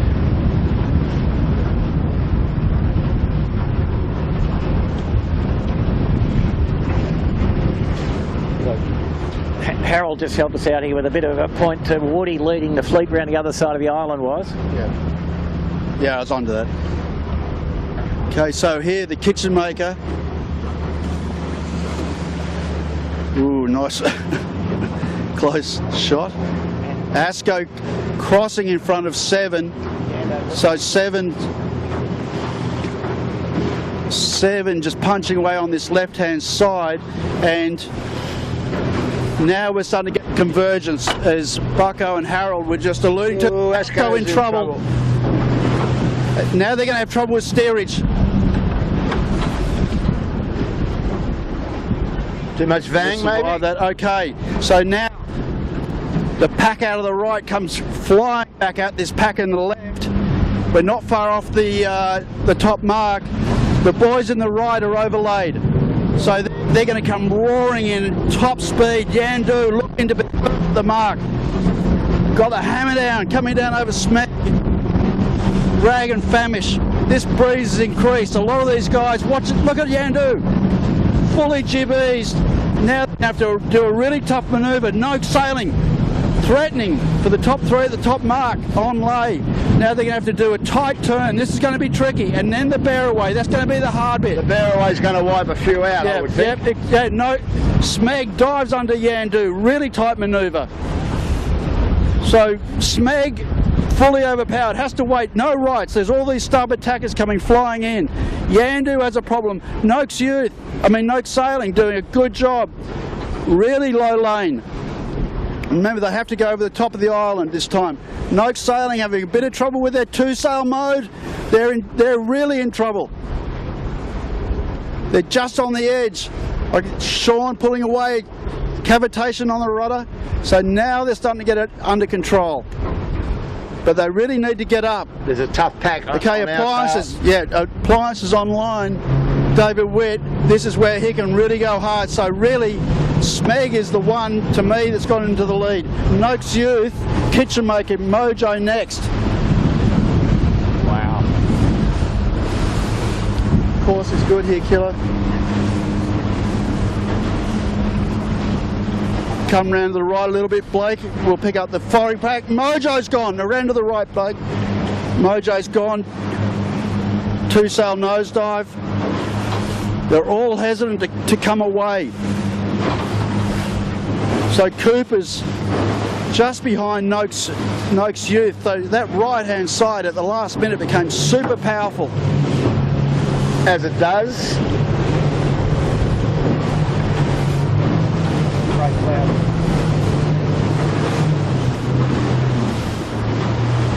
Okay. Okay, if we come around to the front, Blake. You've got a seaplane about to spin around. And you got Yandu going for their shoot, the first, so they sail the high mode. I think they might have gone for a little bit too early. We'll find out in a minute. But and out the front, Smeg and Noakes Sailing having the best race of their season. Oh, just dumped it then.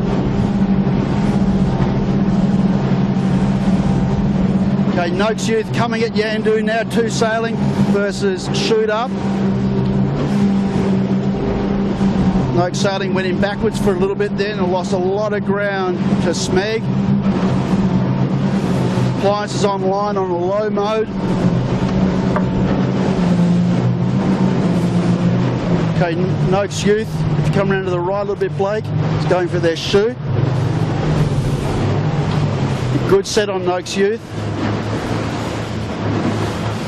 Did you see David Witt in all that first mix? Yeah, he was about, I think, fourth and just did, good job getting away. Yeah, okay. Okay, so now the pressure vary up and down. Appliances online will be out of shot, I think, but they're going for their shoot. Now, Smeg being very conservative in deploying their spinnaker. But I think we'll see a lot of that during this regatta, them being very conservative, Kilo, just banking it, not doing anything too rash. Taking points home as their game. Absolutely. And the thing is, I don't want to knock their shoots off again, but now Johnny winning out, full three string, we're looking out the front. Okay, we're just coming up behind the appliances. Really pressed to get across the top of Bradley's. The breeze will lift a little bit here, going through some big boat wash in a sec.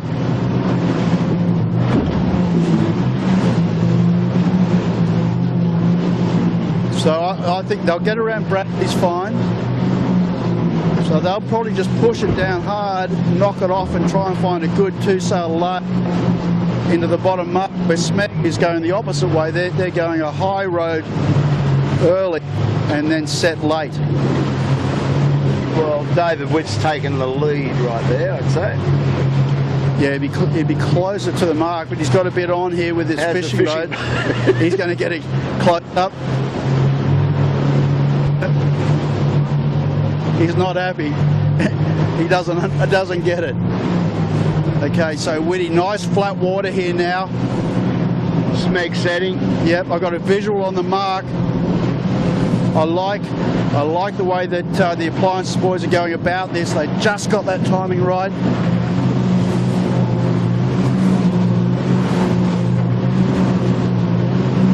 Out of shot.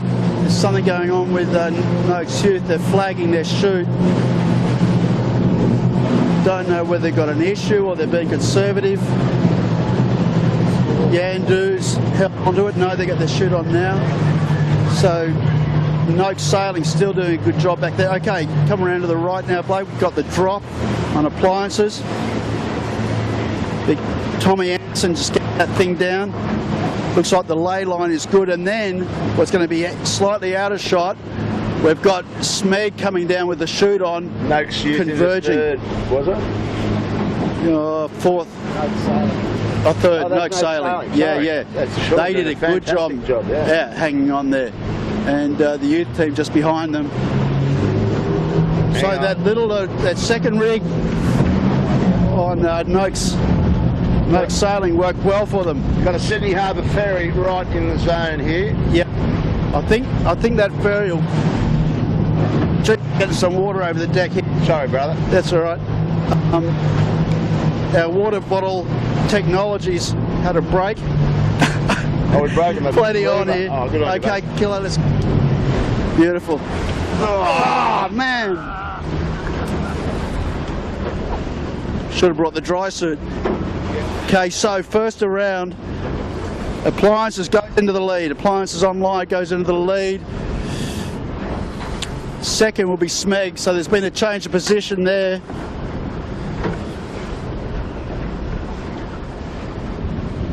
Noakes Sailing will get round in third. Great job by them.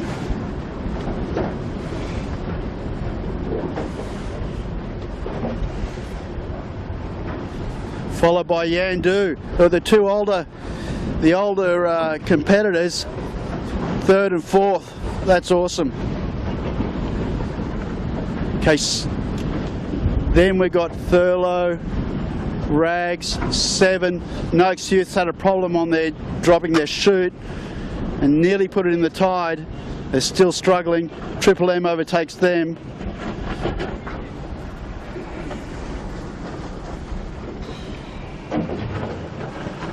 So when that pressure came through, geez, it caused a bit of havoc.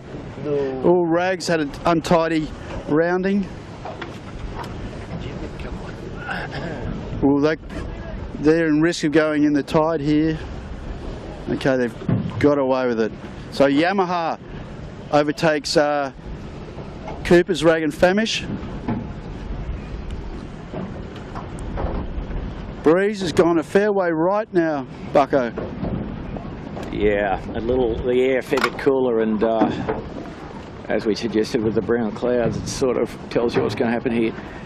Everybody now just hanging in there and hoping that the breeze didn't come up too much more. And pretty one-way track now, ebb tide, so they're all going to the right-hand edge. Still a pretty good yacht race, though, isn't it? A bit late to put your pants on now, was it? Yeah. The spinnaker halyards wrapped around the wing, is it? Or the... Yeah. No, the tack lines around are fitting on the leeward wing on the Triple M, so that's very tough. And they'll go on the tide here if they're very not careful. What are we shooting here? Oh wow, Blake's on the mark. Okay. Yeah, well the problem with Triple M's gone, okay, Rob Bell's just got rid of that. Oh, and ASCC or whatever it is in the tide. Alcatel around, Aon around. I tell you. So they've got hammered. Will Tiller's got hammered. And C-Tech got hammered. Yeah. All right, kiddo, all the action's out on the right now off Garden Island. Asko must have had a big swimmer armour up there because he's bringing up the rear. Roger, got that. And we saw Mojo having a big swim. They're gone. They're totally out of it for today. So ASCC, not too bad though, the chute in the bag, so it minimises a bit of that drama. Okay, we're back in the south. Yeah. So It's online. out the front, you've got Smeg, Appliances, Noakes Sailing just really going quick with that second rig, even though they're a light team. But that second rig was absolutely the right choice for them today so far. So it's really going to be how this pans out in the next 60 minutes, what this breeze does. But it's certainly patchy, Bucko, very patchy. Yeah, a bit of sort of 8 to 16, isn't it? You know, which is pretty awkward wind range. Well, when you think about those numbers, that's 100% differential if you go on the upside. So they're the things that can catch you out in these bullets, and particularly in these geographical courses where you've got to get around headlands. You don't want to get those big bursts at the wrong time. So Yamaha looking very overpowered and a little bit slow. Just lumping that main. Rags on the top end after recovering from that near capsize. Well, these guys are on lay, almost laying that windward mark, eh? So that makes the VMG run down into chowder, you would think. Yeah, well the thing was, we'd said that breeze had gone hard right, and Appliances is way up in a big right-hander at the moment. Now getting dumped off and the burst coming around the back of Clark Island. We'll have to watch that. There's big time, yeah. So if we get behind Appliances, we're going to get a good indication of that. But a great battle going on between Smeg, Not Sailing, and Yandu. And Yandu is just hanging in there in a little bit of the wash, the aero wash of Noakes. But happy to do it because they can't tack off that. So great to see those two guys. This is the best race that Sean Langman, Pete Langman, Jared Smith have had this season. So all the effort and troubles they've had, it's great to see them up there. Now at the front, Blake, we've got Appliances Online, our race leader, who doesn't want to lose a tiller extension again today. But he's looking very comfortable getting those big righties and about to get to some really funky air off Clark Island in about 10 seconds time. And you're right, he's right up on the ley line.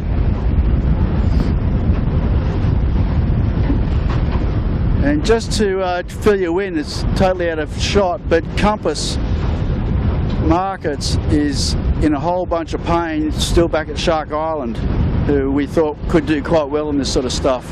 He was my pick, brother. Yeah, right, okay. Well, he's gone. He's one of those drops. Okay. So they manage that well. They're smart heads on this boat.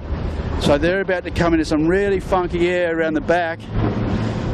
And they'll be hoping that they can lay it. It's not a total given, but they need a tiny little bit of righty and they're going to be safe.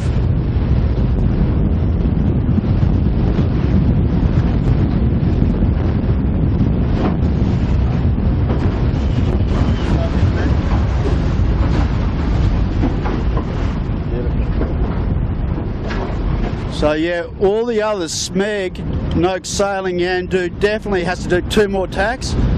So the rich could get richer here. The Appliances gets around here and get the hammer down, and I reckon he'll do a kilo and go for the set straight away. Oh, you have to. Straight up and press on. Yeah, it was. Breeze is far enough right that that's the correct answer anyway, isn't it? And this will be good. This will be good. Okay, watching the bear away. They're stalling it out, getting that bow up. Okay, now get her away. Nice bit of flat water always helps. So they're safe. Oh, Tommy Cloud has a bit of a stumble. This is a big pull down. Okay, Smeg doing a great job. So there's here. a little issue actually with that chute back kilo. Yeah. Now it's going. Okay, so next around will be Smeg. Give them a bit of room to bear away. They could all do that. Yeah. Could have someone on board. The camera cat. That was a pretty nice bit of work from the Appliances there, wasn't it? Good technique. Yeah, very good. Okay, Smeg around next. Nicely done. Yes, a little bit sniffy. You need pace. Okay, now just to let you know, at a shot, Appliances is really struggling to get around Bradley's, and Smeg, the ever conservative, have spotted that and are delaying their set. Noakes Sailing around in third. Great job, those guys. That's awesome. Appliances Online. What are they going to do? They're having a discussion about whether to set or not. Yandu hang in there. Thurlow, a little bit dodgy. But Yeah, Appliances will have to knock it off. 7, the reigning champion, is around in, what, 5th? Appliances is gaining rapidly on Bradley's, which is stationary. Yeah. The Bradley's is not going to move out of the way for them. There's no way, bucko. Yeah, if you're nice and low. But I dare say, I reckon Smeg might overtake them. Ooh, big gusts on 7. It's so hard to sail these boats in this 2-sail mode. Yeah, this is the hardest bit of sailing that you'll do. It's tough on everybody. The sheet hand, the main sheet hand can't move the main sheet quick enough, and it's just incredibly demanding to keep it bolt upright. And while you were looking elsewhere, there was the Smeg got a puff, and they were bow down to Bradley's main and jib for a while. Yeah, well, that's the thing. I mean, they're at the top end of we're getting to the top end of these rig range, all of them, except for Noak Sailing with the second rig. But Noak Sailing has gone up high and set a chute. So conservative, but, you know, I would say safe. Okay, well, it's going to be close out of shot between Appliances and Smeg, actually. Okay, Noak Sailing now with the hammer down. Whoa, 7's in trouble. They're in trouble. They got out of it, but they're in trouble. They don't look comfortable to me, bucko, in this 2-sail mode. And as you said, the coordination between the steerer and the main sheet hand takes time. This is very awkward. Yeah, this is about as hard as it gets. Big sail right at the top of the range, and puff lull sequence difficult, and they just haven't spent enough time doing it to make it look easy. And by comparison, the Thurlow boys look quite sort of calm, don't they, in a relative sense? The guys, yeah, if you come around to the right a bit, Blake, and pick up Thurlow, they look very calm, as Bucko was saying. And if you stay on it for a second, you watch Trent walking that wing backwards and forwards, jib trim on, jib trim off. Dave O'Connor and Cocko just locked in down the back and letting Trent do the forward aft trim. Very comfortable, textbook stuff. You can see Dave looking to weather, Trent looking to weather, looking for the puffs and letting people know what? Letting people know that they've got... Sorry, we just... What, they want us out of the road? Yeah, the right out off their boat. Yeah, we're just getting a bit of a hurry up from 7. It's getting a little bit of our wake, I think. Well, I don't know that they are actually, but anyway, they're certainly not comfortable. But yeah, we'll get out of here. So we've got the hammer down, doing 22s, 23s, about the same speed as them 2 sailing. So Smeg's caught up to David after all that heroics. So. Yeah. Noak Sailing doing a good job. Kilo out to the left. Absolutely, they have more fun than anybody.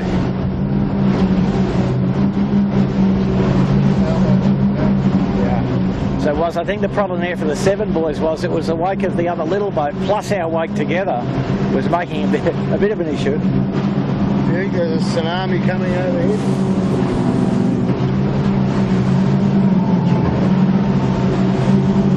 Okay, so round, Appliances online. Continues to lead, but has lost ground. Smeg has come back into them, and it's going to be tight. It's going to be tight. If you come around behind you, Blake. Around to your right. We've got Thurlow coming in. 7. Noak Sailing out of shot. Be conservative. Now they've done their turn, so they just want to be safe, these guys, and bag a good result will be really good. So Thurlow has rights, will turn inside them. Oh, but a dodgy turnaround on Thurlow, that could be gone. Oh, Trent, he did a good job there. He just sort of dumped the chute, then ran back out in the wire, then back in. So that was as close as you'll come. And then next around will be 7. Also a bit of a dodgy turn. It's fresh, it's hard. Too windy.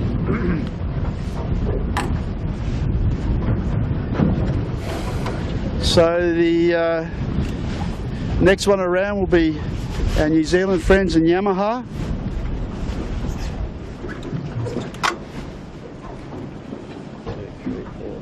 Nice little wheel stand as they turn her into the breeze. Then I think Yandu will get in front. There's plenty of yelling going on. Rags wants rights on Yandu. I think Yandu's done enough. Yeah, they're in front. Thank God. Yeah, wish him luck with that one. Yeah. Was, I think. So again, we see that Cooper's not able to turn the corner very well, unfortunately. But looking up the track, that might have been the strongest bit of wind, but time will tell. Certainly above the rig range on average now. Yeah, certainly. And then I think the next round will be Noakes Youth. If they can get a tidy drop. Hey, mate. Yeah. Struggling a bit here. This. She don't. She's not pumping. Yeah. Oh, sensational. Gotta go hard. Okay, so Noakes Youth's in a dodgy position here. Oh dear. Really dodgy. Oh no, they're gone. Yeah. That was not good management. They didn't need to do that. They could have got a guy in off the wire a lot earlier. And yeah, that was. C-Tech's got the same issue. Knights, Frank Knight's in the same situation. They're gone. C-Tech. Oh. Will C-Tech have to drive back again, you see? Stay on this bloke. I think they're going to go. It's a graveyard. Well, I shouldn't say that, but they're going to go a long way from the mark. They've got to drop this chute, then do a 2-sail, Triple M. Okay, C-Tech's pulled that off. Okay, next Triple M. Oh no, C-Tech's not out of it yet. Manly Ferry just cruised. I just announced it, but he. And this has just got fresh again down here. We've got Aon. They'll be able to do a jibe drop, which will help them. But this is like, it's on for Africa here. You got two big pleasure boats, a Manly Ferry, big squalls. Look, or C-Tech, just watch for this around the back of the ferry. Won't be pretty at all. Yeah, Blake's onto this. They're going to get the big lee. Look, and they've had to tack, and now look, they just watch the going backwards thing as the air gets sucked out of that. There'll be a big vacuum here.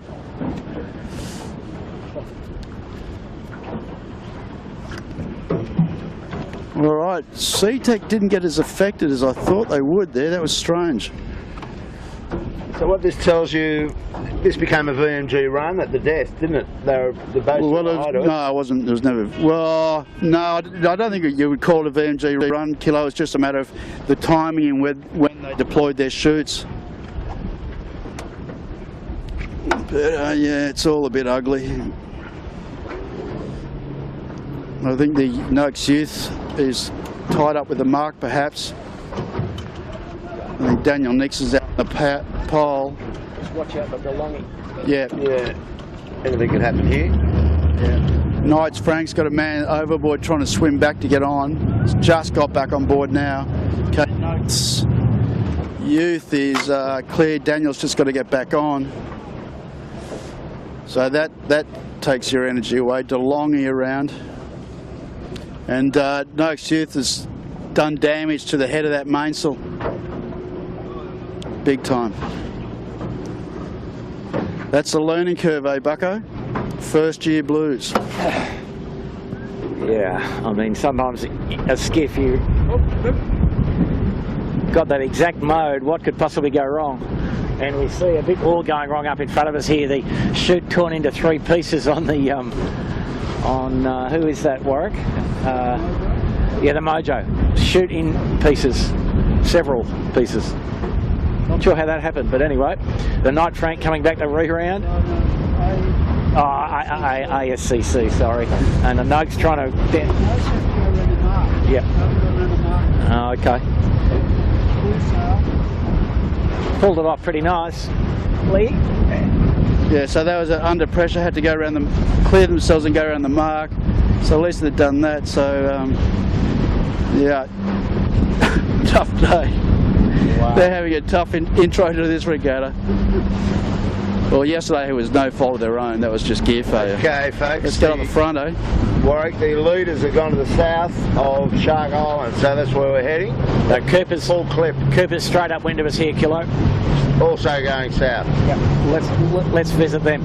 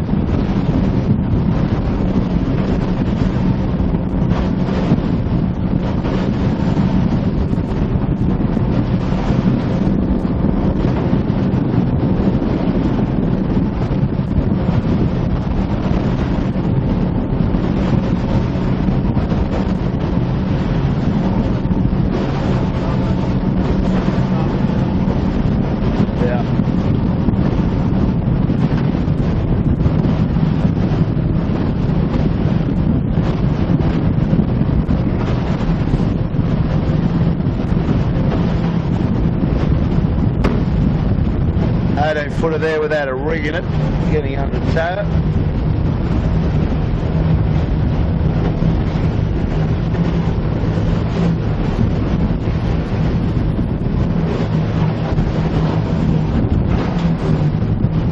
Is that Ashco over there, Warwick?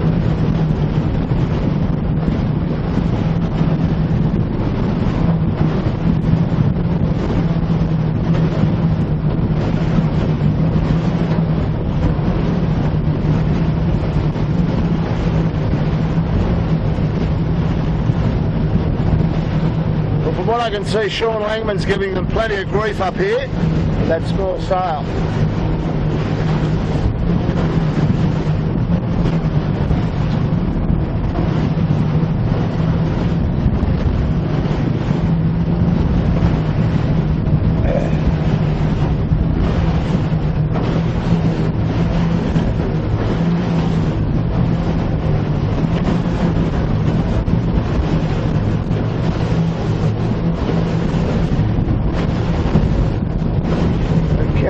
Just abreast of Shark Island, double up at 7 hour now. There's the leader, David Witt's extended uphill here.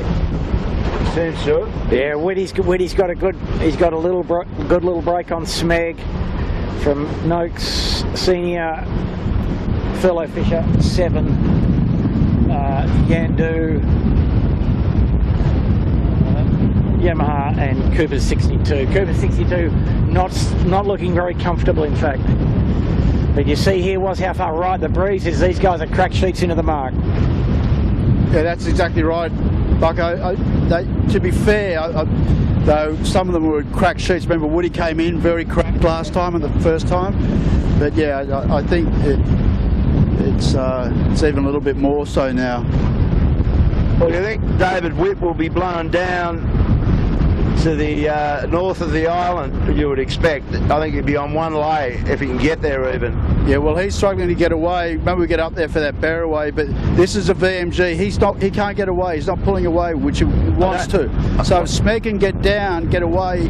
I don't think it'll be a VMG, mate. I reckon it might even be 2 sails. No way. No, it's a spinnaker. No shoots. So he's going to go to the north of the island. He'll get blown that way. Yeah, but it's a pretty good spinnaker angle. Once they get rolling, you won't be too uncomfortable with that. Righto, with you, brother. Yeah. Still. Yep.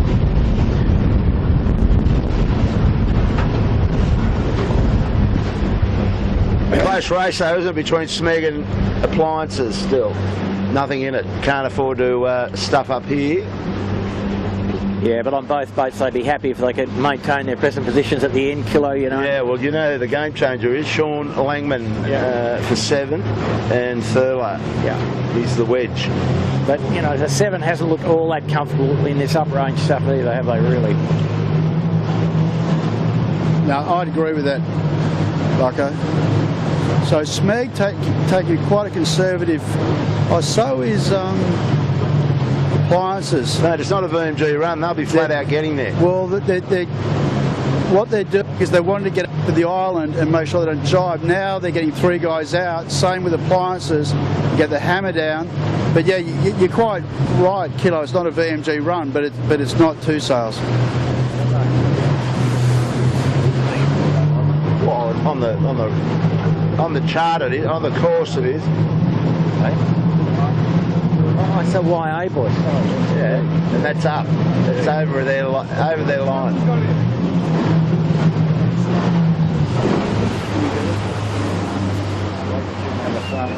What are we doing? So we just got the call at 7. It's gone in the drink. Too far away to shoot. But we'll stay on the Smeg appliances battle. So just as Bucko was saying, you know, they're feeling a bit uncomfortable. They've got in the drink. So this is another day where you don't tear up your tickets, isn't it? You know, with all this pressure up and down and having to do awkward manoeuvres, you can take a breath when you cross the finishing line. Yeah, and you've got to give some points to the Smeg boys. You know, they're quite a light crew, and they've just been extremely judicious, haven't they? Yeah, for sure. You can just see that they've got their heads firmly screwed on and very calm, making judgment calls, not taking huge risks.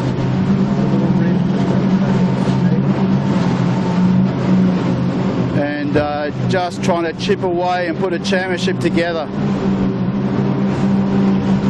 Absolutely flat out.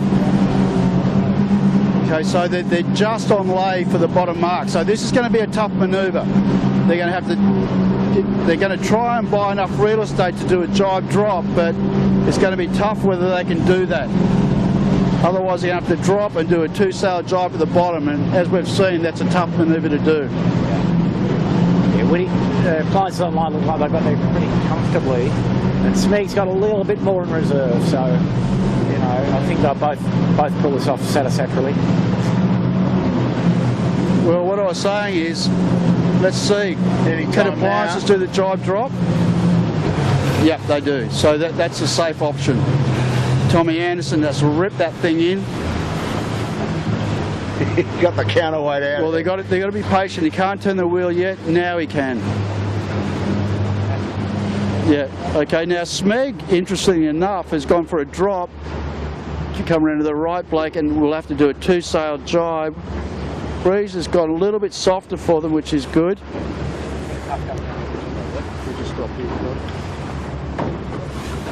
And then Noak Sailing in 3rd place. Hanging in there, great job. Then next will be Thurlow. So, Wells, what do you reckon the compass wind is there now? Looking, let's just focus on this puff here, all the way in the right, yeah?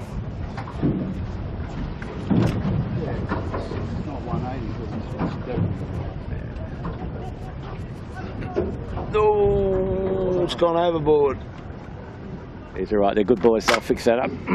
And Pete Langman, he's not a big boy, and he hasn't done many miles. He did last season with his old man in the old boat, so he's doing a good job wrestling all that in. Trent, as usual, tidies up the mail, back out in the wire. Now, so after all that, you've got to love it, bit the dust. Yeah, you're telling me. Yeah, they're back up. But they've gone back to 3, 4, 5. 7th place. So the fleet is starting to spread out. Big gap now. Back to Yamaha behind Thurlow. Then Cooper's Rag and Famish will be next. A fair way behind them, and then 7 a fair way behind them. Bit of a slow tack on appliances. They just saw Smeg put one in and they reacted. Yeah.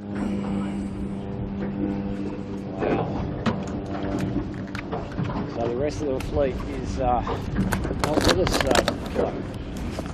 No, it appears that way, but it's not surprising. They're right up at the top end of these big rigs and past it. So doesn't suit a lot of people. I think that was Asco that went back without a rig in it because they were back in the fleet down at the zoo area on their first run down, and then they completely vanished. Have a look at this. Was the rag coming at it with a bit on? Oh, bad timing. Came down on the face of a big puff here. The rag and have to drop it to get up to the mark. Oh, they're not out of strife yet. There's plenty in that puff. No, there's plenty in the puff. Just a little bit of wind shadow in the corner here that might help them a bit, but it's a good bit of wind. And Yamaha really square to get to it. I think you might see the Coopers do a granny here. No, Jack's nothing but not confident. Here he goes. Beautiful jibe. Beautiful jibe. Fantastic. So there you go. Pete's having trouble getting the jib on for some reason. I'm not sure they don't have some issue there. Anyway.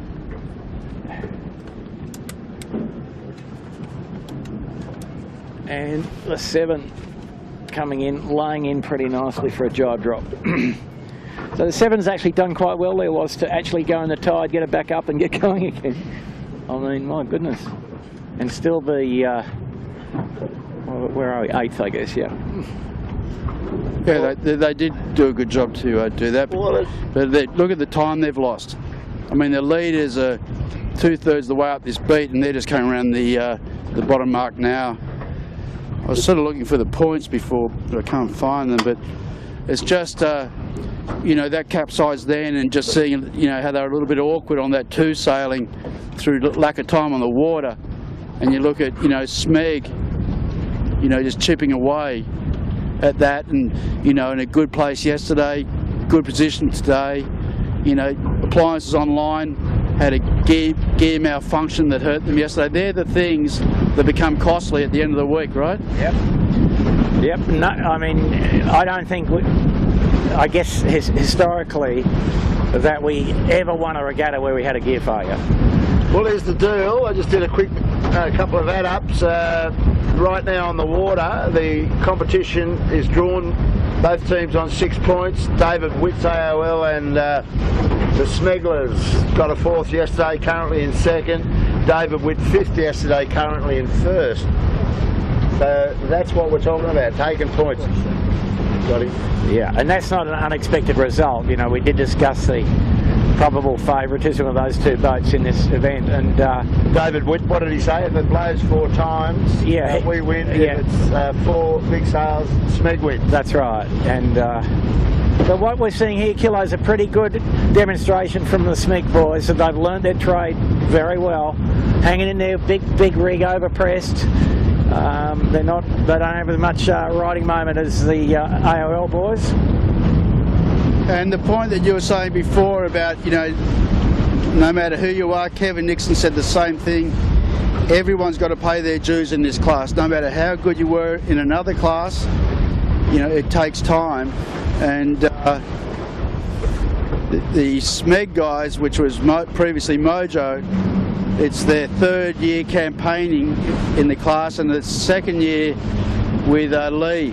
1st year with Chris Nicholson, and then Lee the last 2 years. So I just watched Yamaha, David McDermott, was it? Blake had the camera on him. He had a collision course lined up with DeLonghi, sized it up, tacked the boat. Didn't want to take it in there, so that was pretty smart. And just to let you know also, Kilo, I've just seen Asco have a swim. So Asco's definitely got a mast in it, but had a capsize.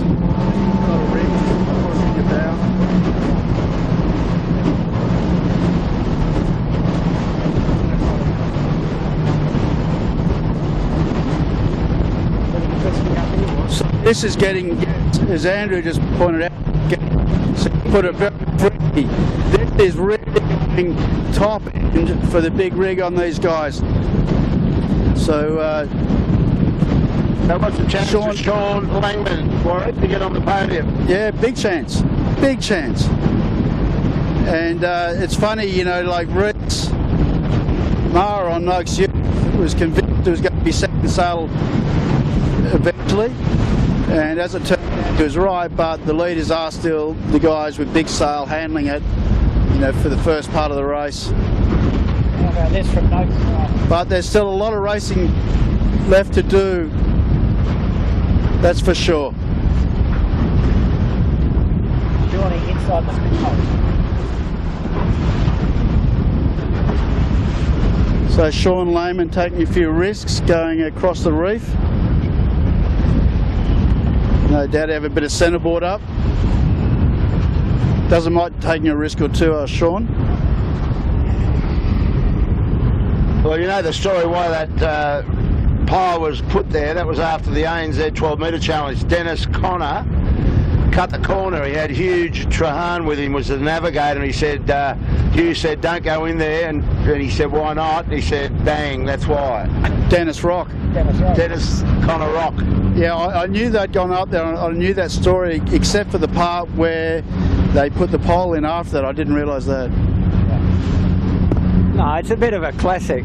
Huey had spent the day before knowing where the racecourse was with a long pole going around the island checking the depths. Yeah. Well, Johnny Winning must have ended up in a spot of bother up here because he's still trying to get around this mark. Yep. Yeah, I was on that before. I mean, he definitely is, and you can see there's a rescue boat on standby, and they're going in again. So hopes everything's all right with those guys. In fact, a couple of rescue boats, but no one's in there. The leader's around. So our leader still. A bit of a dodgy tack. Our leader still appliances. What do you reckon, and guys, this is going to be a pretty exciting two-sail race, I would say. Yeah, no spinners on this one. Well, interesting. I think they might get them on later, Kilo. Yeah, that's true.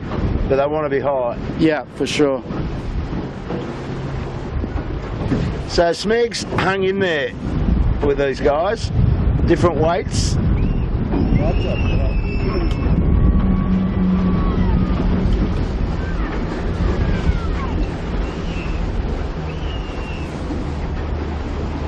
Bit unnerving when you hear all those kids squealing.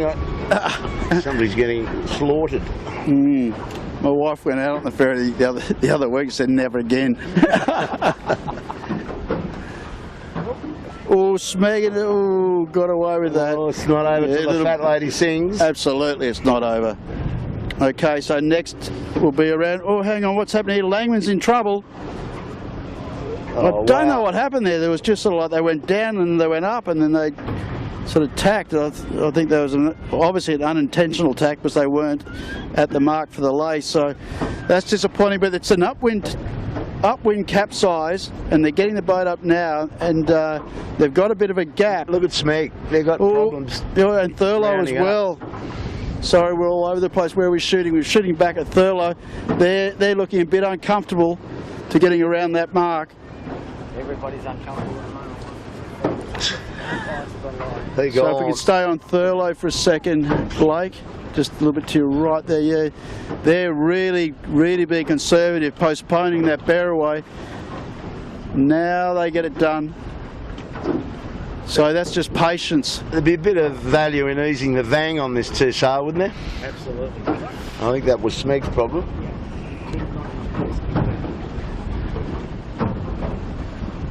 Well, there's a new chain of thought on that. Well, Yeah, really? Yeah, there is. oh no, it's not him. There is. The 49er guys that have, I can't remember how long now, but the last 10 years have gone to square top mainsails. Not as aggressive as these, but those boats nosedive a lot more than these. And just talking to one of the guys that's been doing an Olympic campaign, that Warwick Cooper's rag and famish floundering off our bow. Yeah. Like them. But anyway, so they're actually experimenting with not letting so much vang off. Well, he's got some vang on. He likes vang on. So there's plenty more capsize than we anticipated, and this breeze has stayed in longer than we anticipated. Yep, that's it. And it's just a little bit, it's just a knot and a half too windy for the big rig, isn't it? Although we see the 3 litres haven't looked like tipping over yet, really, have they? So Well, it's got their full attention at different times. It has got their full attention. That is a very fair comment. And you see the race leader now, AOL, well high on the mark and pretty conservative about setting a spinning to get down to the bottom was. It's the British boat there in the tide.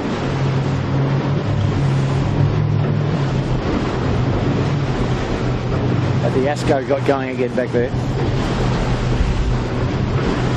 But here we are.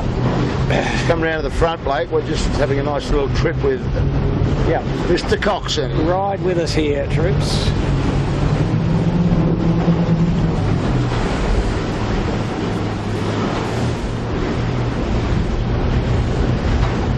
Cocko's just got to get that bow away as the gust comes on, so Dave can use some sheet to it and keep the bow away. Get up on your side for half a nanosecond and she's a rounder.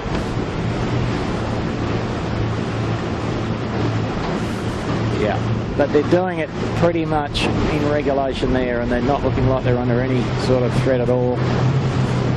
So that's a product of plenty of the same crew sailing in the same boat together. Yeah, absolutely. That's, I mean, Cocko's been doing it for God, over a decade, I think.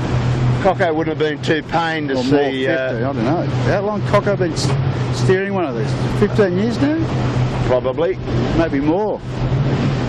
I remember him sailing the Fiat a long time ago. So troops, Harold's just drawn the attention to the Noakes sailing, got her up and got a chute on and coming at you boys. Good on him.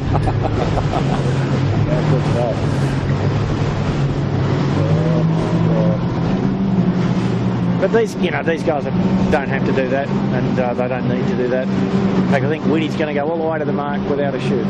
Well, that's smart. You just take the points, brother. Well, they couldn't get it on anyway, Killer. I mean, that's true. They've got so much sail, Eric, that there's two sailing pointing at the mark. Yeah. Save all that for another day. Now, look a little bit to your left, Kilo. We've got a big freighter coming out of here with two tugs. Well, that's a game changer. Well, could be. David's got to make up his mind what he's going to do with that right now. And I'd say go behind it would be my call. Straight for the back of it. Yeah, I think it might be travelling fast enough. You don't want to get locked out by it. Okay, just come around to your right a little bit, Blake, and pick up this tanker here. It's leaving the harbour. That was the one that came in the invitation race, I think. With the Big Mother. For Sky. Yeah, correct. And it took a few days to pump it out by the look of that.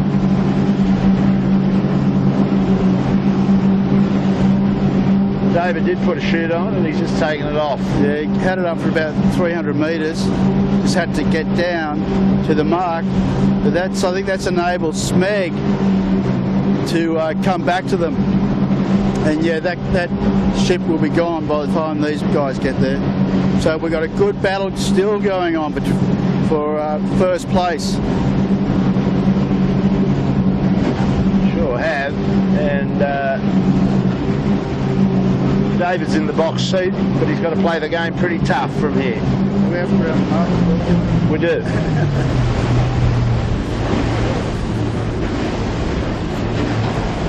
Yeah, well, the big tanker's gone.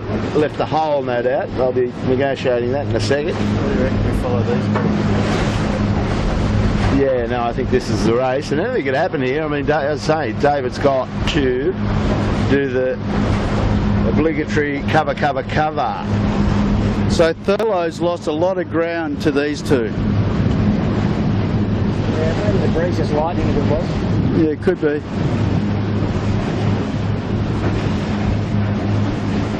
I don't think he can get anywhere near these two unless something dramatic happens, but he's got third locked away right now. So he gets, actually I think that changes my other add up of points where there was 2 6s in front. That means Thurlow would be in front with the 2 and a 3. Bucko, is that the way you count them? Yep, that's correct. Big line of pressure out of Rushcutter's boat here, right at the top of the range for these guys now. Jibs twisted wide open, just a little micro burst. And I think David will be thinking, I've just got to tack 2 more times to finish here. Yeah, 2 more tacks. Yeah, Smeg's almost hove too in that one, in that puff. Well, you can see the weight difference. I've got them here somewhere, but definitely Smeg has a heap more twist and bang off, heap more twist in the jib and a lot more bang off than the appliance team. But this has got nasty up here now, hasn't it? Yep. This is like well out of range. Well, And the tacks, it's not over. I mean, it's going to get a bit funky off this point now.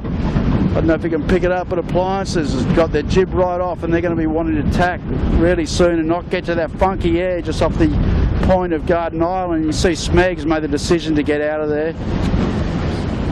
you cannot afford to put it in the tide, or Michael Coxon will be all over you like a cheap suit. Yeah, so they've both completed their tacks. Go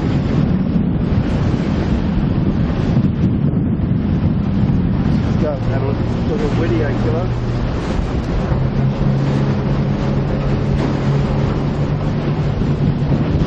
So that's got to be 18, don't you reckon, Bucko? 18, 19 for sure. Yeah, every bit of 18 to 20 here. But these boys, I mean, have a look.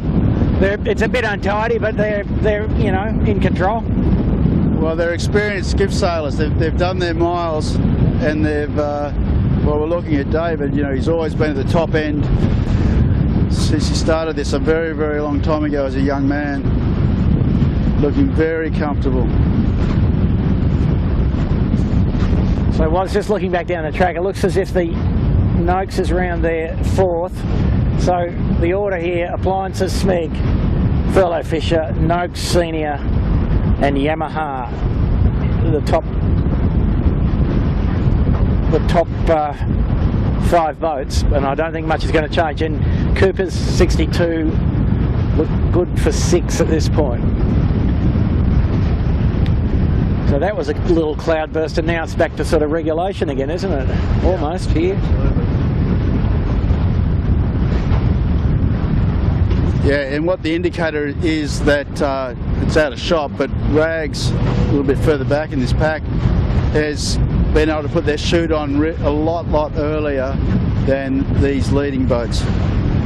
Well, we might pick that bullet up that we just went through any time about now.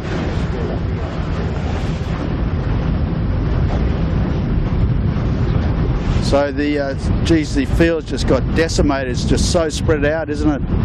Understandably though, was it?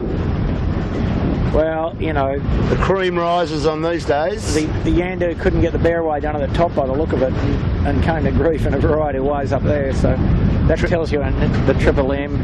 Yeah, you saw the Triple M going in again. Yeah. So there goes the 7 down the last run with no shoot up.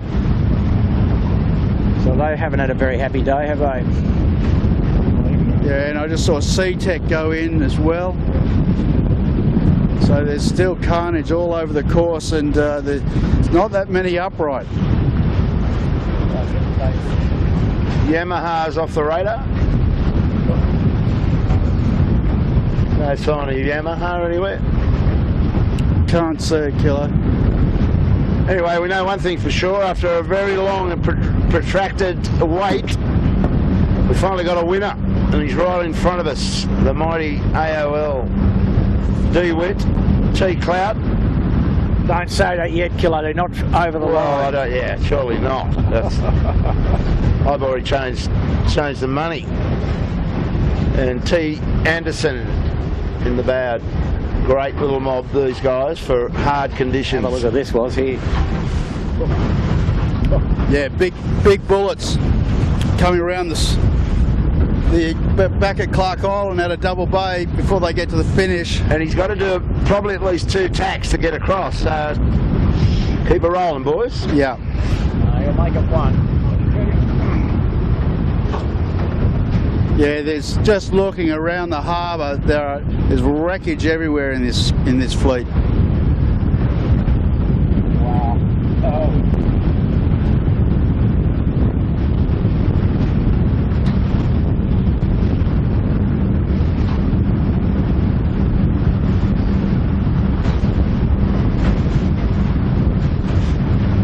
Yeah, they might be able to go 1 and in, Warwick.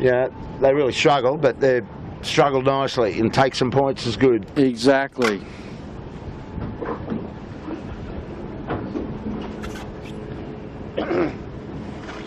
So now, just to fill you in, Rags is ahead. Will be, if they don't have any problems, will be next. Then 7 after them. But yeah, she's got blown up. That's for sure. Well, just in case, yeah, I reckon it was. Just before we run out of everything, and you're all sound asleep. Mr. Giltinan, could you do the honours and turn us off on the live unit? We'll say farewell. What a torrid afternoon that was. Balls in the air Sunday. Lay day tomorrow. It's Monday down here, and it's a lay day. We'll see you back in the park for race 3 on Tuesday, 3 o'clock start. 3 o'clock start. You got that in your diary, bucko?